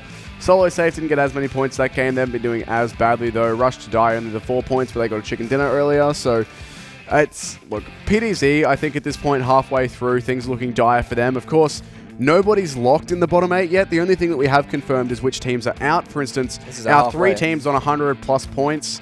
None of them are going out. There's no way. It's physically impossible to fall down that many points. There's not enough games left for everyone else to get the 300 points it would need to push them into the bottom 8. So they're safe, but our bottom 8, I mean, things are still up for grabs. Nova, 9K, XG all push themselves up into securely the top 8 at this point. So they're going to be pretty safe. As I was saying, it's a little bit early to call things out just yet, but I mean, the Batman, they've moved themselves up into safety for now. 20-point disparity between 9th and 16th. So once you get out of the bottom 8, it's pretty easy to move up in the middle 8, right? But the bottom 8, I think, at the start of last game was a 30-point disparity between 17th and 24th. So we'll have to have a quick look at that here and see. 58 are just on the bottom of that. They are in the elimination, well, not the elimination zone, but the elimination nation. That said, though, look how few points it takes them to move up, right? Like three or four points are up another place, 5 points are up another place, 10 points are up another. Like, it's once you get into this middle 8, it's all pretty competitive. It's just getting out of this bottom 8 in the first part, which is like, it's a 30-point difference between last and 17th. Really, the only team I'd say that has almost eliminated themselves is PDZ. Yeah, PDZ, it's looking bad for them. 8 games played and 25 points. One big game from Disturbed will find them up above, or one chicken dinner from Disturbed, really, will find them inside the top 16, really. Yep, and Crazy are starting to move themselves higher and higher as well. They're only 10 points off the pace now of getting out of this bottom 8, so they're starting to have some consistent placings. Yeah, it is. Like the kill, I mean, I'm amazed by the kill disparity. Look at WarMaster. 31 kills for them, but only the 23 placement points, so the placings haven't been as good. The kills have been there, but that's going to be us done for another evening, another show, another night of games done. We are now halfway through the semifinals. PDZ look like they're on their way out, down at the very bottom of the table, but it's still pretty close. I mean, the difference between second last and, 9th would be 50 points, which is a good day. It's doable. We've had teams who had 50 points days. We had more than that in a day, so nobody is out just yet. We still have 3 more days of semifinals here for the South American region, so it's all still to play for, I think. We've got pretty much everyone still with a chance of making it through. That said, we are all done for the day. We will see you again tomorrow, same time, same place for more semifinals here in the South American region. Until then, have a good one.